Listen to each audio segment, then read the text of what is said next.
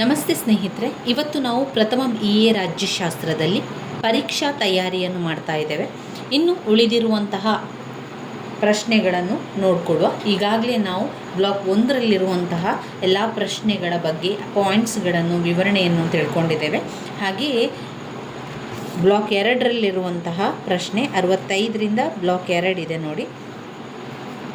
Block 2ರಲ್ಲಿ ಬಂದಿರುವಂತಹ 15 ಅಂಕದ ಪ್ರಶ್ನೆ, 10 ಅಂಕದ ಪ್ರಶ್ನೆ ಇವೆಲ್ಲವನ್ನು ಕೂಡ ನೋಡಿಕೊಂಡಿದ್ದೇವೆ. ಹಾಗೆ ಇನ್ನು ಬ್ಲಾಕ್ 3ರಲ್ಲಿ ಪುಟ ಸಂಖ್ಯೆ 126ರಲ್ಲಿದೆ. 126ರಿಂದ ಬ್ಲಾಕ್ 3 ಇದೆ. ಇಲ್ಲಿ ಬ್ಲಾಕ್ 3ರಿಂದ ನಾವು ಅಭ್ಯಾಸವನ್ನು ಮುಂದುವರಿಸ್ತಾ ಹೋಗುವ. ಬ್ಲಾಕ್ 3ರಲ್ಲಿ ಕಾನೂನು ಮತ್ತು ಸ್ವಾತಂತ್ರ್ಯದ ಬಗ್ಗೆ ಇದೆ. ಸ್ವಾತಂತ್ರ್ಯದ ಬಗ್ಗೆ ಹಲವು ಬಾರಿ ಪ್ರಶ್ನೆ ಪತ್ರಿಕೆಯಲ್ಲಿ ಬಂದಿರುವಂಥ ಪ್ರಶ್ನೆ, ಹಳೆಯ ಪ್ರಶ್ನೆ ಪತ್ರಿಕೆಯಲ್ಲಿ. ಇನ್ನು ಸಮಾನತೆಯ ಬಗ್ಗೆ ಕೂಡ ತಿಳ್ಕೊಳ್ಳುವ. ಅಂತಾರಾಷ್ಟ್ರೀಯ ಕಾನೂನಿನ ಬಗ್ಗೆ ಕೂಡ ಇದರಲ್ಲಿ ನಾವು ತಿಳಿತಾ ಹೋಗುವ. ಮೊದಲಿಗೆ ನಾವು ನೋಡುವಂಥದ್ದು ಕಾನೂನಲ್ಲಿ ನಾವು ಇದರಲ್ಲಿ ಮುಖ್ಯವಾದ ಪ್ರಶ್ನೆ ಯಾವುದು ಕೊಟ್ಟಿದ್ದಾರೆ, ಇದರಲ್ಲಿ ಯಾವುದು ಮುಖ್ಯವಾದ ಪ್ರಶ್ನೆ ಕೊಡಲಿಲ್ಲ. ಇನ್ನು ಘಟಕ 14ರಲ್ಲಿ ಯಾವುದಿದೆ, ಘಟಕ 14ರಲ್ಲೂ ಕೂಡ ಇಲ್ಲ. ಘಟಕ 15ರಲ್ಲಿ ಸ್ವಾತಂತ್ರ್ಯದ ಬಗೆಗಳಿದೆ ನೋಡಿ. ಸ್ವಾತಂತ್ರ್ಯದ ಬಗೆಗಳು ಅಥವಾ ಸ್ವಾತಂತ್ರ್ಯದ ವಿಧಗಳನ್ನು ಕೇಳಿದ್ದಾರೆ. ಸ್ವತಂತ್ರ ಅಂದರೆ ಏನು ಅಂತ ಮೊದಲಿಗೆ ನಾವು ನೋಡ್ಕೊಳ್ಬೇಕಾಗಿರುವಂಥದ್ದು. ಸ್ವತಂತ್ರದ ಅರ್ಥ. ಸ್ವತಂತ್ರ ಎಂಬ ಪದವನ್ನು ರಾಜ್ಯಶಾಸ್ತ್ರದಲ್ಲಷ್ಟೇ ಅಲ್ಲ, ಜನಸಾಮಾನ್ಯರು ಸಹ ಸರ್ವೇ ಸಾಮಾನ್ಯವಾಗಿ ಉಪಯೋಗಿಸುತ್ತಾರೆ. ಆದರೂ ಸ್ವಾತಂತ್ರ್ಯ ಎಂದರೇನು ಎನ್ನುವಂತಹ ಪ್ರಶ್ನೆ ಸರಳವೇ ಆದರೂ ಕೂಡ ನಿರ್ದಿಷ್ಟವಾಗಿ ಖಚಿತವಾಗಿ ಉತ್ತರ ಇದೇ ಆಗಿದೆ ಎಂದು ಹೇಳುವುದು ಕಷ್ಟ. ಕಾರಣ ಅಂತ ಹೇಳಿದರೆ, ಸ್ವಾತಂತ್ರ್ಯ ಅಥವಾ ಲಿಬರ್ಟಿ ಎಂಬ ಪದ ಅರ್ಥ ಸಮಯ ಸಂದರ್ಭಕ್ಕನುಗುಣವಾಗಿ ಬದಲಾವಣೆಯ ಗುಣ ಹೊಂದಿರುವುದೇ ಆಗಿದೆ. ಇಲ್ಲಿ ನಾವು ವ್ಯಾಖ್ಯೆಗಳನ್ನು ನೋಡುವುದಾದರೆ, ಜಾನ್ ಲಾಕ್ರವರ ಪ್ರಕಾರ ಸ್ವಾತಂತ್ರ್ಯ ಅಂತ ಹೇಳಿದರೆ ಎಲ್ಲಿ ಕಾನೂನು ಇರುವುದಿಲ್ಲವೋ ಅಲ್ಲಿ ಸ್ವಾತಂತ್ರ್ಯವೂ ಇರುವುದಿಲ್ಲ, ಎಲ್ಲಿ ಕಾನೂನು ಇರುವುದಿಲ್ಲವೋ ಅಲ್ಲಿ ಸ್ವಾತಂತ್ರ್ಯವೂ ಇರುವುದಿಲ್ಲ. ಡಿಕ್ಲರೇಷನ್ ಆಫ್ ರೈಟ್ಸ್ ಪ್ರಕಾರ ವ್ಯಕ್ತಿ ಏನನ್ನಾದರೂ ಮಾಡಲು ಹೊಂದಿರುವ ಅಧಿಕಾರವೇ ಸ್ವಾತಂತ್ರ್ಯ. ವ್ಯಕ್ತಿ ಏನನ್ನಾದರೂ ಮಾಡಲು ಹೊಂದಿರುವ ಅಧಿಕಾರವೇ ಸ್ವಾತಂತ್ರ್ಯ. ಅಂದ ಮಾತ್ರಕ್ಕೆ ಇತರರಿಗೆ ಕೆಡುಕನ್ನು ಉಂಟು ಮಾಡುವುದಿಲ್ಲ. ಇದರಲ್ಲಿ ಸ್ವಾತಂತ್ರ್ಯದ ಬಗೆಗಳನ್ನು ತಿಳ್ಕೊಳ್ಳುವ. ಸ್ವಾತಂತ್ರ್ಯ ಎಂಬ ಪದವು ವಿವಿಧ ಅರ್ಥಗಳಿಂದ ಕೂಡಿದೆ. ಅದು ಸಂದರ್ಭಕ್ಕನುಗುಣವಾಗಿ ಅದರ ಅರ್ಥದಲ್ಲಿ ಬೇರೆ ಬೇರೆ ಬದಲಾವಣೆಗಳನ್ನು ಕಾಣಬಹುದು. ಸ್ವಾತಂತ್ರ್ಯದ ವಿಧದಲ್ಲಿ ಒಂದು ನೈಸರ್ಗಿಕ ಸ್ವಾತಂತ್ರ್ಯ. 2 ನಾಗರಿಕ ಸ್ವಾತಂತ್ರ್ಯ. 3 ರಾಜಕೀಯ ಸ್ವಾತಂತ್ರ್ಯ. 4 ಆರ್ಥಿಕ ಸ್ವಾತಂತ್ರ್ಯ. 5 ರಾಷ್ಟ್ರೀಯ ಸ್ವಾತಂತ್ರ್ಯ. ಆಮೇಲೆ 6 ಸಂವಿಧಾನಾತ್ಮಕ ಕಾನೂನು. 7 ಸಾಮಾನ್ಯ ಕಾನೂನು ಅಥವಾ ಲಿಖಿತ ಕಾನೂನು. ಸಾಧಾರಣ ಕಾನೂನು. ಆದೇಶ ಅಥವಾ ವಿಧಿಗಳು. ಆಡಳಿತಾತ್ಮಕ ಕಾನೂನು. ಇವಿಷ್ಟು ಸ್ವಾತಂತ್ರ್ಯದ ಬಗೆಗಳು. ಮತ್ತೊಮ್ಮೆ ಪಾಯಿಂಟ್ಸ್ಗಳನ್ನು ಹೇಳುವ. ನೈಸರ್ಗಿಕ ಸ್ವಾತಂತ್ರ್ಯ, ನಾಗರಿಕ ಸ್ವಾತಂತ್ರ್ಯ, ರಾಜಕೀಯ ಸ್ವಾತಂತ್ರ್ಯ, ಆರ್ಥಿಕ ಸ್ವಾತಂತ್ರ್ಯ, ರಾಷ್ಟ್ರೀಯ ಸ್ವಾತಂತ್ರ್ಯ, ಸಂವಿಧಾನಾತ್ಮಕ ಸ್ವಾತಂತ್ರ್ಯ, ಸಾಮಾನ್ಯ ಕಾನೂನು ಅಥವಾ ಲಿಖಿತ ಕಾನೂನು, ಸಾಧಾರಣ ಕಾನೂನು, ಆದೇಶ ಅಥವಾ ವಿಧಿಗಳು, ಆಡಳಿತಾತ್ಮಕ ಕಾನೂನು. ಇವಿಷ್ಟು ಸ್ವಾತಂತ್ರ್ಯದ ಬಗೆಗಳಲ್ಲಿ ಬರುವಂಥದ್ದು. ನಾವು ಮೊದಲಿಗೆ ಸ್ವಲ್ಪ ವಿಚಾರವನ್ನು ತಿಳಿತಾ ಹೋಗುವ. ನೈಸರ್ಗಿಕ ಸ್ವಾತಂತ್ರ್ಯ ಎನ್ನುವಂಥದ್ದು ಮಾನವನು ಸ್ವಾಭಾವಿಕ ಪರಿಸ್ಥಿತಿಯಲ್ಲಿ ಅಥವಾ ನಾಗರಿಕ ಸಮಾಜದ ಪೂರ್ವ ಸ್ಥಿತಿಯಲ್ಲಿ ಅನುಭವಿಸುತ್ತಿದ್ದ ಸ್ವಾತಂತ್ರ್ಯವೇ ನೈಸರ್ಗಿಕ ಸ್ವಾತಂತ್ರ್ಯ. ಅಂದರೆ ಈಗ ಇತಿಹಾಸದಲ್ಲಿ ಬುಡಕಟ್ಟು ಜನರು, ಇತಿಹಾಸದಲ್ಲಿ ಅಲೆಮಾರಿ ಜನರಿದ್ದು ಅವರ ಕಾಲದಿಂದಲೂ ಕೂಡ ಇರುವಂತಹ ಒಂದು ಸ್ವಾತಂತ್ರ್ಯ, ಅದು ನಾಗರಿಕ ಸಮಾಜದ ಪೂರ್ವ ಸ್ಥಿತಿಯಲ್ಲಿ ಅವರಿದ್ದಂಥದ್ದು. ಆವಾಗ ಕೂಡ ಒಂದು ಸ್ವಾತಂತ್ರ್ಯ ಇತ್ತು, ಅದು ನೈಸರ್ಗಿಕವಾಗಿ ಇದ್ದಂತಹ ಸ್ವಾತಂತ್ರ್ಯ. ಅವರು ಎಲ್ಲಿ ಬೇಕು ಅಲ್ಲಿರ್ತಾ ಇದ್ರು. ಅವರಿಗೆ ಆಗ ನನ್ನ ಜಾಗ, ನಿನ್ನ ಜಾಗ, ಆಸ್ತಿ, ಆಮೇಲೆ ಮನೆ ಅಂತ ಯಾವುದು ಕೂಡ ಇಲ್ಲ. ಅವರಿಗೆ ನೈಸರ್ಗಿಕವಾಗಿ ಸ್ವಾತಂತ್ರ್ಯ ಇತ್ತು. ಎಲ್ಲೂ ಕೂಡ ಅವರಿಗೆ ಸ್ವಾತಂತ್ರ್ಯ ಇಲ್ಲ ಅಂತ ಇರಲಿಲ್ಲ, ಅವರಿಗೆ ಎಲ್ಲವೂ ಕೂಡ ಸಿಗ್ತಾ ಇತ್ತು. ಅನಂತರದಲ್ಲಿ ನಾಗರಿಕ ಸ್ವಾತಂತ್ರ್ಯ. ನಾಗರಿಕ ಸಮಾಜದಲ್ಲಿ ವ್ಯಕ್ತಿಗಿರುವ ಸ್ವಾತಂತ್ರ್ಯವೇ ನಾಗರಿಕ ಸ್ವಾತಂತ್ರ್ಯ ಅಂತ ಹೇಳುವಂಥದ್ದು. ಈ ಬಗೆಯ ಸ್ವಾತಂತ್ರ್ಯವನ್ನು ವ್ಯಕ್ತಿ ನಾಗರಿಕ ಸಮಾಜದಲ್ಲಿ ಮಾತ್ರವೇ ಅನುಭವಿಸುತ್ತಾರೆ. ಈ ನಾಗರಿಕ ಸ್ವಾತಂತ್ರ್ಯಕ್ಕೆ ಕಾನೂನಿನ ಬೆಂಬಲ ಹಾಗೂ ರಾಜ್ಯದ ರಕ್ಷಣೆ ಇರುತ್ತದೆ. ನಾಗರಿಕ ಸ್ವಾತಂತ್ರ್ಯವು ಜೀವಿಸುವ ಹಕ್ಕು, ಸ್ವಾತಂತ್ರ್ಯದ ಹಕ್ಕು, ಆಸ್ತಿಯ ಹಕ್ಕು, ವಾಕ್ ಸ್ವಾತಂತ್ರ್ಯದ ಹಕ್ಕು, ಪತ್ರಿಕಾ ಸ್ವಾತಂತ್ರ್ಯದ ಹಕ್ಕು, ಧಾರ್ಮಿಕ ಹಕ್ಕು, ಸಂಘ ಸಂಸ್ಥೆಗಳನ್ನು ಸ್ಥಾಪಿಸಿಕೊಳ್ಳುವ ಹಕ್ಕು, ಶೈಕ್ಷಣಿಕ ಹಕ್ಕು, ಇವೇ ಮೊದಲಾದ ಸ್ವಾತಂತ್ರ್ಯಗಳನ್ನು ಒಳಗೊಂಡಿರ್ತದೆ ಎನ್ನುವಂಥದ್ದು. ಇನ್ನು ರಾಜಕೀಯ ಸ್ವಾತಂತ್ರ್ಯ. ರಾಜಕೀಯ ಸ್ವಾತಂತ್ರ್ಯ ಅಂದರೆ ಒಂದು ರಾಜಕೀಯಕ್ಕೆ ಸಂಬಂಧಪಟ್ಟಂತೆ ಸರಕಾರ, ಸಂವಿಧಾನಾತ್ಮಕ ಸ್ವಾತಂತ್ರ್ಯ, ಪ್ರಜಾಪ್ರಭುತ್ವದ ಪ್ರತಿಫಲ ಅಂತ ಹೇಳ್ಬೋದು. ರಾಜಕೀಯ ಸ್ವಾತಂತ್ರ್ಯವು ಈ ವ್ಯಕ್ತಿಯು ರಾಜ್ಯದ ಆಡಳಿತದಲ್ಲಿ ಭಾಗವಹಿಸಲು ಇರುವಂತಹ ಸ್ವಾತಂತ್ರ್ಯ. ಯಾವುದೇ ಒಂದು ರಾಜಕೀಯಕ್ಕೆ ಸಂಬಂಧಪಟ್ಟಂಥ ವಿಚಾರದಲ್ಲಿ ಭಾಗವಹಿಸಬೇಕು ಅಂತಾದರೆ ಅವರಿಗೆ ಆ ಒಂದು ಸ್ವಾತಂತ್ರ್ಯ ಇದ್ದಾಗ ಮಾತ್ರ ಸಾಧ್ಯ ಆಗುವಂಥದ್ದು. ಇನ್ನು ಆರ್ಥಿಕ ಸ್ವಾತಂತ್ರ್ಯ. ಆರ್ಥಿಕ ಸ್ವಾತಂತ್ರ್ಯ ಎನ್ನುವಂಥದ್ದು ರಾಜಕೀಯ ಸ್ವಾತಂತ್ರ್ಯ, ನಾಗರಿಕ ಸ್ವಾತಂತ್ರ್ಯಕ್ಕಿಂತಲೂ ವ್ಯಕ್ತಿಗೆ ಬಹಳ ಬಹಳ ಮುಖ್ಯವಾಗಿರುವಂಥದ್ದು ಈ ಆರ್ಥಿಕ ಸ್ವಾತಂತ್ರ್ಯ. ಇದರಲ್ಲಿ ವ್ಯಕ್ತಿಗೆ ಮೂಲಭೂತವಾದ ಅಗತ್ಯ ವಸ್ತುಗಳ ಭದ್ರತೆಯೇ ಆಗಿರುವಂಥದ್ದು. ಅಂದರೆ ಆರ್ಥಿಕ ಸ್ವಾತಂತ್ರ್ಯ ಅಂತ ಹೇಳಿದರೆ ಮುಕ್ತ ಪೈಪೋಟಿಗೆ ಅವಕಾಶವನ್ನು ನೀಡುವುದು ಎಂದರ್ಥವಲ್ಲ. ಸಂಪತ್ತು ಕೆಲವೇ ವ್ಯಕ್ತಿಗಳಲ್ಲಿ ಕೇಂದ್ರೀಕೃತವಾಗುವುದನ್ನು ತಪ್ಪಿಸಿ ಎಲ್ಲರಿಗೂ ದಿನನಿತ್ಯದ ಅವಶ್ಯಕತೆಗಳನ್ನು ರಾಜ್ಯವು ಒದಗಿಸಿಕೊಡುವ ಜವಾಬ್ದಾರಿಯನ್ನು ಹೊಂದಿರುತ್ತದೆ. ಇನ್ನು ರಾಷ್ಟ್ರೀಯ ಸ್ವಾತಂತ್ರ್ಯ. ರಾಷ್ಟ್ರೀಯ ಸ್ವಾತಂತ್ರ್ಯ ಎನ್ನುವಂಥದ್ದು, ರಾಷ್ಟ್ರೀಯ ಸ್ವಾತಂತ್ರ್ಯ ಅಂತ ಹೇಳಿದರೆ ಪ್ರತಿಯೊಂದು ರಾಜ್ಯವು ಬೇರೆ ರಾಜ್ಯಗಳ ರಾಜಕೀಯ ದಬ್ಬಾಳಿಕೆಯಿಂದ ಮುಕ್ತವಾಗಿರುವುದು ಎಂದರ್ಥ. ಒಂದು ರಾಷ್ಟ್ರವು ಆಂತರಿಕವಾಗಿ ಸ್ವತಂತ್ರವಾಗಿದ್ದರಷ್ಟೇ ಸಾಲದು, ಅಂತಾರಾಷ್ಟ್ರೀಯವಾಗಿಯೂ ಸಹ ಸರ್ವತಂತ್ರ ಸ್ವತಂತ್ರವಾಗಿರಬೇಕು. ಈ ಬಗೆಯ ಸ್ವಾತಂತ್ರ್ಯ ಪ್ರತಿಯೊಂದು ರಾಷ್ಟ್ರದ ಪ್ರಗತಿಗೆ ಸಹಕಾರಿಯಾದವು. ಇನ್ನು ಸಂವಿಧಾನಾತ್ಮಕ ಕಾನೂನು. ಸಂವಿಧಾನಾತ್ಮಕ ಕಾನೂನು ರಾಜ್ಯದ ಮೂಲಭೂತವಾದ ಕಾನೂನಾಗಿದೆ. ಇದು ರಾಜ್ಯ ಸರ್ಕಾರದ ಮೂಲ ತತ್ವಗಳ ಸಮೂಹವಾಗಿದೆ. ರಾಜ್ಯದಲ್ಲಿನ ಸರ್ಕಾರ ವಿವಿಧ ಅಂಗಗಳಲ್ಲಿ ಅಧಿಕಾರದ ಹಂಚಿಕೆ ಹಾಗೂ ಕರ್ತವ್ಯವನ್ನು ಒಳಗೊಂಡಿರುವುದೇ ಸಂವಿಧಾನಾತ್ಮಕ ಕಾನೂನು. ಇನ್ನು ಸಾಮಾನ್ಯ ಕಾನೂನು ಅಥವಾ ಲಿಖಿತ ಕಾನೂನು ಎನ್ನುವಂಥದ್ದು ಸಂವಿಧಾನಾತ್ಮಕ ಕಾನೂನಿಗೆ ಅನುಗುಣವಾಗಿ ನಾವು ನೋಡಿದರೆ ಅದು ಬರೆದಿಡುವಂತಹ ಕಾನೂನನ್ನು ಹೊಂದಿರುವಂಥದ್ದು. ಲಿಖಿತವಾಗಿರುವಂತಹ ಕಾನೂನು ಇದು ವ್ಯಕ್ತಿ ಮತ್ತು ವ್ಯಕ್ತಿಗಳು ಮತ್ತು ಗುಂಪು ಮತ್ತು ವ್ಯಕ್ತಿಗಳು, ರಾಜ್ಯ ಇವುಗಳ ನಡುವಿನ ಸಂಬಂಧ ಕುರಿತು ನಿಯಮಗಳನ್ನು ಹೊಂದಿರುವಂಥದ್ದು. ಇನ್ನು ಸಾಧಾರಣ ಕಾನೂನು. ಸಾಧಾರಣ ಕಾನೂನು ಎನ್ನುವಂಥದ್ದು ರೂಢಿ, ಸಂಪ್ರದಾಯ, ಪದ್ಧತಿ ಇವುಗಳನ್ನೆಲ್ಲ ಒಳಗೊಂಡಿರುವಂಥದ್ದು ಅದು ಸಾಧಾರಣ ಕಾನೂನು. ಇವುಗಳು ಸಾಮಾನ್ಯವಾಗಿ ಅಲಿಖಿತ ರೂಪದಲ್ಲಿರ್ಬೋದು. ಅವುಗಳನ್ನು ವಿಧಿಬದ್ಧವಾಗಿ ಅರ್ಥೈಸುವಂತೆ ಯಾವುದೇ ದಾಖಲೆಗಳಾಗಲಿ ಪುಸ್ತಕಗಳಾಗಲಿ ಇರುವುದಿಲ್ಲ. ಇನ್ನು ಆದೇಶ ಅಥವಾ ವಿಧಿಗಳು. ಆದೇಶ ಅಥವಾ ವಿಧಿಗಳನ್ನು ನಾವು ನೋಡಿದರೆ ಕಾರ್ಯಾಂಗವು ಹೊರಡಿಸುವ ಆದೇಶ ಅಥವಾ ಆಜ್ಞೆಗಳು ಕಾನೂನಿನ ಮತ್ತೊಂದು ವಿಧ. ಈ ಆದೇಶವನ್ನು ಶಾಸಕಾಂಗವು ಅಧಿವೇಶನದಲ್ಲಿಲ್ಲದ ಕಾಲದಲ್ಲಿ ಅಥವಾ ತುರ್ತು ಪರಿಸ್ಥಿತಿಯ ಕಾಲದಲ್ಲಿ ಹೊರಡಿಸಲಾಗುತ್ತದೆ. ಆಡಳಿತಾತ್ಮಕ ಕಾನೂನು. ಆಡಳಿತಾತ್ಮಕ ಕಾನೂನು ರಾಜ್ಯದ ಸೇವಾ ಸಿಬ್ಬಂದಿ ವರ್ಗದ ಅಧಿಕಾರಿಗಳು ಹಾಗೂ ಅವರ ಅಧಿಕಾರ ಮತ್ತು ಕರ್ತವ್ಯಕ್ಕೆ ಸಂಬಂಧಿಸಿದಾಗಿದೆ ಹಾಗೂ ಸಾರ್ವಜನಿಕ ಅಧಿಕಾರಿಗಳು ಮತ್ತು ನಾಗರಿಕರ ಹಕ್ಕು ಮತ್ತು ಕರ್ತವ್ಯಕ್ಕೆ ಸಂಬಂಧಿಸಿದ್ದಾಗಿದೆ. ಈ ಆಡಳಿತಾತ್ಮಕ ಕಾನೂನು ಸಾಮಾನ್ಯ ನ್ಯಾಯಾಲಯದ ವ್ಯಾಪ್ತಿಗೆ ಬಾರದೆ ಆಡಳಿತಾತ್ಮಕ ನ್ಯಾಯಾಲಯದ ಮುಖಾಂತರ ವಾದ ವಿವಾದಗಳನ್ನು ತೀರ್ಮಾನ ಆಗ್ತದೆ. ಇನ್ನು ಬರುವಂಥದ್ದು ಕಾನೂನು ಮತ್ತು ಸ್ವಾತಂತ್ರ್ಯ. ಕಾನೂನು ಮತ್ತು ಸ್ವಾತಂತ್ರ್ಯದ ವ್ಯತ್ಯಾಸ ಏನು ಅಂತ ಬಂದಾಗ ಇದರಲ್ಲಿ ನಾವು ನೋಡ್ಬೋದು ಕಾನೂನು ಮತ್ತು ಸ್ವಾತಂತ್ರ್ಯಗಳೆರಡು ಯಾವ ರೀತಿಯಾಗಿದೆ ಅಂತ ಹೇಳಿದರೆ ಇಲ್ಲಿ ನಮಗೆ ಕೆಲವೊಂದು ವ್ಯತ್ಯಾಸಗಳು ಸಿಗ್ತದೆ. ಅದನ್ನೇ ನಾವು ಸ್ವಲ್ಪ ವಿವರಣೆ ಜಾಸ್ತಿ ಕೊಟ್ಟು ಬರಿತಾ ಹೋಗಬೇಕಾಗ್ತದೆ, ಅಥವಾ ಪಾಯಿಂಟ್ಸ್ಗಳನ್ನು ಜಾಸ್ತಿ ಮಾಡಿ ಬರೀರಿ. ನಾನಿಲ್ಲಿ ಹೇಳ್ತಾ ಹೋಗ್ತೇನೆ.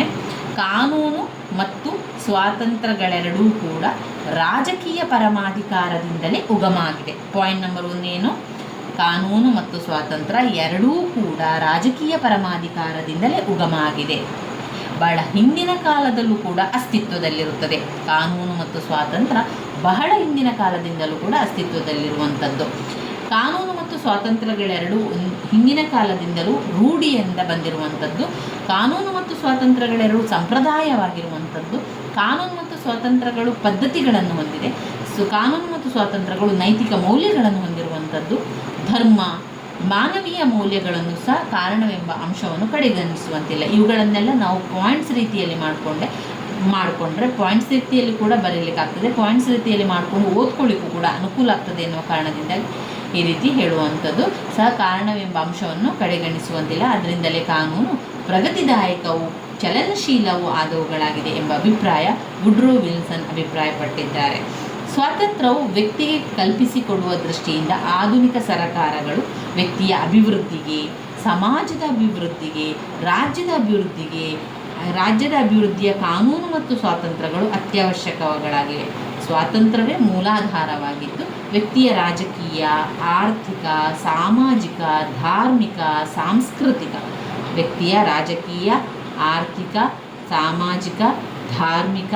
ಸಾಂಸ್ಕೃತಿಕ ಮೊದಲಾದ ಕ್ಷೇತ್ರಗಳಲ್ಲಿ ಅಭಿವೃದ್ಧಿ ಸಾಧಿಸಲು ಅನುಕೂಲಕರವಾದ ವಾತಾವರಣವನ್ನು ಸೃಷ್ಟಿಸುವಂತಹ ಜವಾಬ್ದಾರಿ ರಾಜ್ಯಕ್ಕೆ ಸೇರಿದೆ. ರಾಜ್ಯದ ಈ ವಿಶಿಷ್ಟ ಬಗೆಯ ವಾತಾವರಣವನ್ನೇ ಸ್ವಾತಂತ್ರ್ಯ ಅಂತ ಕರೆಯಲಾಗ್ತದೆ. ಇದು ಸ್ವಾತಂತ್ರ್ಯ ಮತ್ತು ಕಾನೂನಿನ ನಡುವೆ ಇರುವಂಥ ವ್ಯತ್ಯಾಸವಾಗಿ ನಾವು ತಗೊಳ್ಬೇಕು. ಇನ್ನು ನಾವು ಇದರಲ್ಲಿ ಓದ್ಕೊಳ್ಬೇಕಾಗಿರುವಂಥ ಮುಖ್ಯವಾದ ಪ್ರಶ್ನೆ ಯಾವುದಿದೆ? ಇನ್ನು ಬರುವಂಥದ್ದು ಸಮಾನತೆಯ ಬಗೆಗಳು ಅಥವಾ ಸಮಾನತೆಯ ವಿಧಗಳನ್ನು 15 ಅಂಕಕ್ಕೆ ಕೇಳಿದ್ದಾರೆ ಹಳೆಯ ಪ್ರಶ್ನೆ ಪತ್ರಿಕೆಯಲ್ಲಿ. ಈ ಪಾಯಿಂಟ್ಸ್ಗಳನ್ನು ನೀವು ಬಾಯ್ಪಾಠವನ್ನು ಮಾಡಿಕೊಳ್ಳಿ. ಸಮಾನತೆಯ ಬಗೆಗಳು ಅಥವಾ ಸಮಾನತೆಯ ವಿಧಗಳಲ್ಲಿ ನಾಗರಿಕ ಸಮಾನತೆ ಯಾವುದು? ಮೊದಲನೆಯ ಪಾಯಿಂಟ್ ನಾಗರಿಕ ಸಮಾನತೆ. 2 ರಾಜಕೀಯ ಸಮಾನತೆ. ನಾಗರಿಕ ಅಂದರೆ ನಾಗರಿಕರಲ್ಲಿ ಸಮಾನತೆ ಬೇಕು. ರಾಜಕೀಯ ಸಮಾನತೆ ಬೇಕು. ಸಮಾಜದಲ್ಲಿ ಸಮಾನತೆ ಬೇಕು. ಆರ್ಥಿಕ ಸಮಾನತೆ, ನಮ್ಮ ದುಡ್ಡು ವ್ಯವಹಾರಗಳಲ್ಲಿ ಸಮಾನತೆ ಬೇಕು. ನೈಸರ್ಗಿಕವಾಗಿ ಎಲ್ಲರಲ್ಲೂ ಕೂಡ ಆ ಒಂದು ಸಮಾನತೆ ಎನ್ನುವಂಥ ಭಾವ ಬರಬೇಕು. ಹಾಗಾದರೆ ಸಮಾನತೆಯ ಬಗೆಗಳು ಅಥವಾ ವಿಧಗಳಲ್ಲಿ ಒಂದು ನಾಗರಿಕ, ರಾಜಕೀಯ, ಸಾಮಾಜಿಕ, ಆರ್ಥಿಕ, ನೈಸರ್ಗಿಕ ಇವಿಷ್ಟು ಸಮಾನತೆಯಾಗಿರುವಂಥದ್ದು. ಸಮಾನತೆಯ ಬಗೆಗಳು ಅಥವಾ ಸಮಾನತೆಯ ವಿಧಗಳು: 1 ನಾಗರಿಕ ಸಮಾನತೆ, 2 ರಾಜಕೀಯ ಸಮಾನತೆ, 3 ಸಾಮಾಜಿಕ ಸಮಾನತೆ, 4 ಆರ್ಥಿಕ ಸಮಾನತೆ, 5 ನೈಸರ್ಗಿಕ ಸಮಾನತೆ ಆಗಿರುವಂಥದ್ದು. ಸಮಾನತೆಯ ಅರ್ಥವನ್ನು ತಿಳ್ಕೊಳ್ಳುವ ಮೊದಲಿಗೆ ಸಮಾನತೆ ಎನ್ನುವಂಥದ್ದು ವ್ಯಕ್ತಿ ಅಧಿಕಾರ, ಹಕ್ಕು, ಸ್ವಾತಂತ್ರ್ಯ, ಅವಕಾಶ, ಕಾನೂನು ಇವೇ ಮೊದಲಾದವುಗಳಲ್ಲಿ ಮತ್ತೊಬ್ಬ ವ್ಯಕ್ತಿಗೆ ಸಮನಾಗಿರುವುದೇ ಸಮಾನತೆ ಎಂದು ಹೇಳುತ್ತದೆ. ವೆಬ್ಸ್ಟರ್ಸ್ ಇಂಗ್ಲಿಷ್ ಡಿಕ್ಷನರಿಯ ಪ್ರಕಾರ ಸಮಾನತೆ ಎಂದರೆ ವ್ಯಕ್ತಿ ಅಧಿಕಾರ, ಹಕ್ಕು, ಸ್ವಾತಂತ್ರ್ಯ, ಅವಕಾಶ, ಕಾನೂನು ಇವೇ ಮೊದಲಾದವುಗಳಲ್ಲಿ ಮತ್ತೊಬ್ಬ ವ್ಯಕ್ತಿಗೆ ಸಮನಾಗಿರುವುದು ಸಮಾನತೆ ಎಂದು ಹೇಳುತ್ತದೆ. ಇನ್ನು ಸಮಾನತೆಯ ಬಗೆಗಳನ್ನು ತಿಳ್ಕೊಳ್ಳುವ. ಸಮಾನತೆಯ ಬಗೆಗಳಲ್ಲಿ ನಾಗರಿಕ ಸಮಾನತೆ, ರಾಜಕೀಯ ಸಮಾನತೆ, ಸಾಮಾಜಿಕ ಸಮಾನತೆ, ಆರ್ಥಿಕ ಸಮಾನತೆ, ನೈಸರ್ಗಿಕ ಸಮಾನತೆ ವಿಧಗಳು. ಮೊದಲನೇದಾಗಿ ಸ್ವಲ್ಪ ವಿವರಣೆಯನ್ನು ತಿಳ್ಕೊಳ್ಳುವ. ನಾಗರಿಕ ಸಮಾನತೆ ಎನ್ನುವಂಥದ್ದು ರಾಜ್ಯದ ಪ್ರತಿಯೊಬ್ಬ ನಾಗರಿಕನು ಕಾನೂನಿಗೆ ಬದ್ಧವಾಗಿ ವಿವಿಧ ಬಗೆಯ ಹಕ್ಕುಗಳು ಮತ್ತು ಸ್ವಾತಂತ್ರ್ಯವನ್ನು ಅನುಭವಿಸಲು ಅವಕಾಶವಿರುವ ಸಮಾನತೆಯನ್ನು ನಾಗರಿಕ ಸಮಾನತೆ ಎಂದು ಕರೆಯಲಾಗುತ್ತದೆ. ಇದು ಸಂಪತ್ತು, ಧರ್ಮ, ಜಾತಿ, ವರ್ಣ ಇವೇ ಮೊದಲಾದ ಆಧಾರಗಳ ಮೇಲೆ ಪಕ್ಷಪಾತ ಮಾಡದೆ ರಾಜ್ಯದ ಎಲ್ಲ ನಾಗರಿಕರನ್ನೂ ಕೂಡ ಸಮಾನ ದೃಷ್ಟಿಯ ಆಧಾರದಿಂದ ಮೇಲೆ ಕಾಣುತ್ತದೆ. ಕಾನೂನಿನ ಮುಂದೆ ಎಲ್ಲರೂ ಸಮಾನರು, ಯಾರು ಕೂಡ ಭೇದ ಭಾವವಿಲ್ಲ. ಕಾನೂನು ಎಲ್ಲರನ್ನು ಕೂಡ ನಾಗರಿಕರನ್ನು ಸಮಾನ ದೃಷ್ಟಿಯಿಂದ ನೋಡ್ತದೆ, ಸಮಾನ ರಕ್ಷಣೆಯನ್ನು ಕೂಡ ಕೊಡುತ್ತದೆ. ಇದು ವ್ಯಕ್ತಿಯ ನಡುವಿನ ತಾರತಮ್ಯವನ್ನು ಮಾಡದೆ ಎಲ್ಲರೂ ಸಮಾನರು ಎಂಬ ತತ್ವವನ್ನು ಒಳಗೊಂಡಿದೆ. ಈ ಬಗೆಯ ನಾಗರಿಕ ಸಮಾನತೆಯನ್ನು ಪ್ರಜಾಪ್ರಭುತ್ವ ಪದ್ಧತಿಯ ಸರಕಾರವನ್ನು ಹೊಂದಿರುವ ರಾಜ್ಯಗಳಲ್ಲಿ ಅಂಗೀಕರಿಸಲಾಗಿದೆ. ಇದನ್ನು ಕಾನೂನಿನ ಸಮಾನತೆ ಎಂದು ಕರೆಯಲಾಗ್ತದೆ. ಇಂಗ್ಲೆಂಡ್ನಲ್ಲಿ ಈ ಬಗೆಯ ಸಮಾನತೆಯನ್ನು ರೂಲ್ ಆಫ್ ಲಾ ಎಂದು ಕರೆಯಲಾಗ್ತದೆ. 2ನೇ ಪಾಯಿಂಟ್ ರಾಜಕೀಯ ಸಮಾನತೆ. ರಾಜಕೀಯದಲ್ಲೂ ಕೂಡ ಸಮಾನವಾಗಿ ಪಡೆದುಕೊಳ್ಳುವಂಥದ್ದು. ರಾಜಕೀಯ ಸಮಾನತೆ ಎಂದರೆ ಪ್ರತಿಯೊಬ್ಬ ನಾಗರಿಕನು ಸಮಾನವಾದ ರಾಜಕೀಯ ಹಕ್ಕು, ರಾಜಕೀಯ ಸ್ವಾತಂತ್ರ್ಯ, ರಾಜಕೀಯ ಸವಲತ್ತುಗಳನ್ನು ಹೊಂದಿರುವುದು ಎಂದರೆ ಈ ಬಗೆಯ ರಾಜಕೀಯ ಹಕ್ಕು, ರಾಜಕೀಯ ಸ್ವಾತಂತ್ರ್ಯ, ರಾಜಕೀಯ ಸವಲತ್ತುಗಳನ್ನು, ವಯಸ್ಕ ಮತದಾನದ ಹಕ್ಕು, ಚುನಾವಣೆಗೆ ಸ್ಪರ್ಧಿಸುವ ಹಕ್ಕು, ಅರ್ಹತೆ ಇದ್ದರೆ ಸರಕಾರಿ ಹಾಗೂ ಸಾರ್ವಜನಿಕ ಹುದ್ದೆಗಳನ್ನು ಪಡೆಯುವ ಹಕ್ಕಿನ ಮುಖಾಂತರ ವ್ಯಕ್ತಿ ಪಡೆಯುತ್ತಾನೆ. ಅಂತಹ ಬಗೆಯ ಸಮಾನತೆಯನ್ನು ಪ್ರಜಾಪ್ರಭುತ್ವ ವ್ಯವಸ್ಥೆಯನ್ನು ಹೊಂದಿರುವ ರಾಜ್ಯಗಳಲ್ಲಿ ಕಾಣಬಹುದು. ಇನ್ನು ಸಾಮಾಜಿಕ ಸಮಾನತೆ. ಸಾಮಾಜಿಕ ಸಮಾನತೆ ಎಂದರೆ ರಾಜ್ಯದಲ್ಲಿನ ಎಲ್ಲ ನಾಗರಿಕರು ಸಮಾನರು ಎಂದರ್ಥ.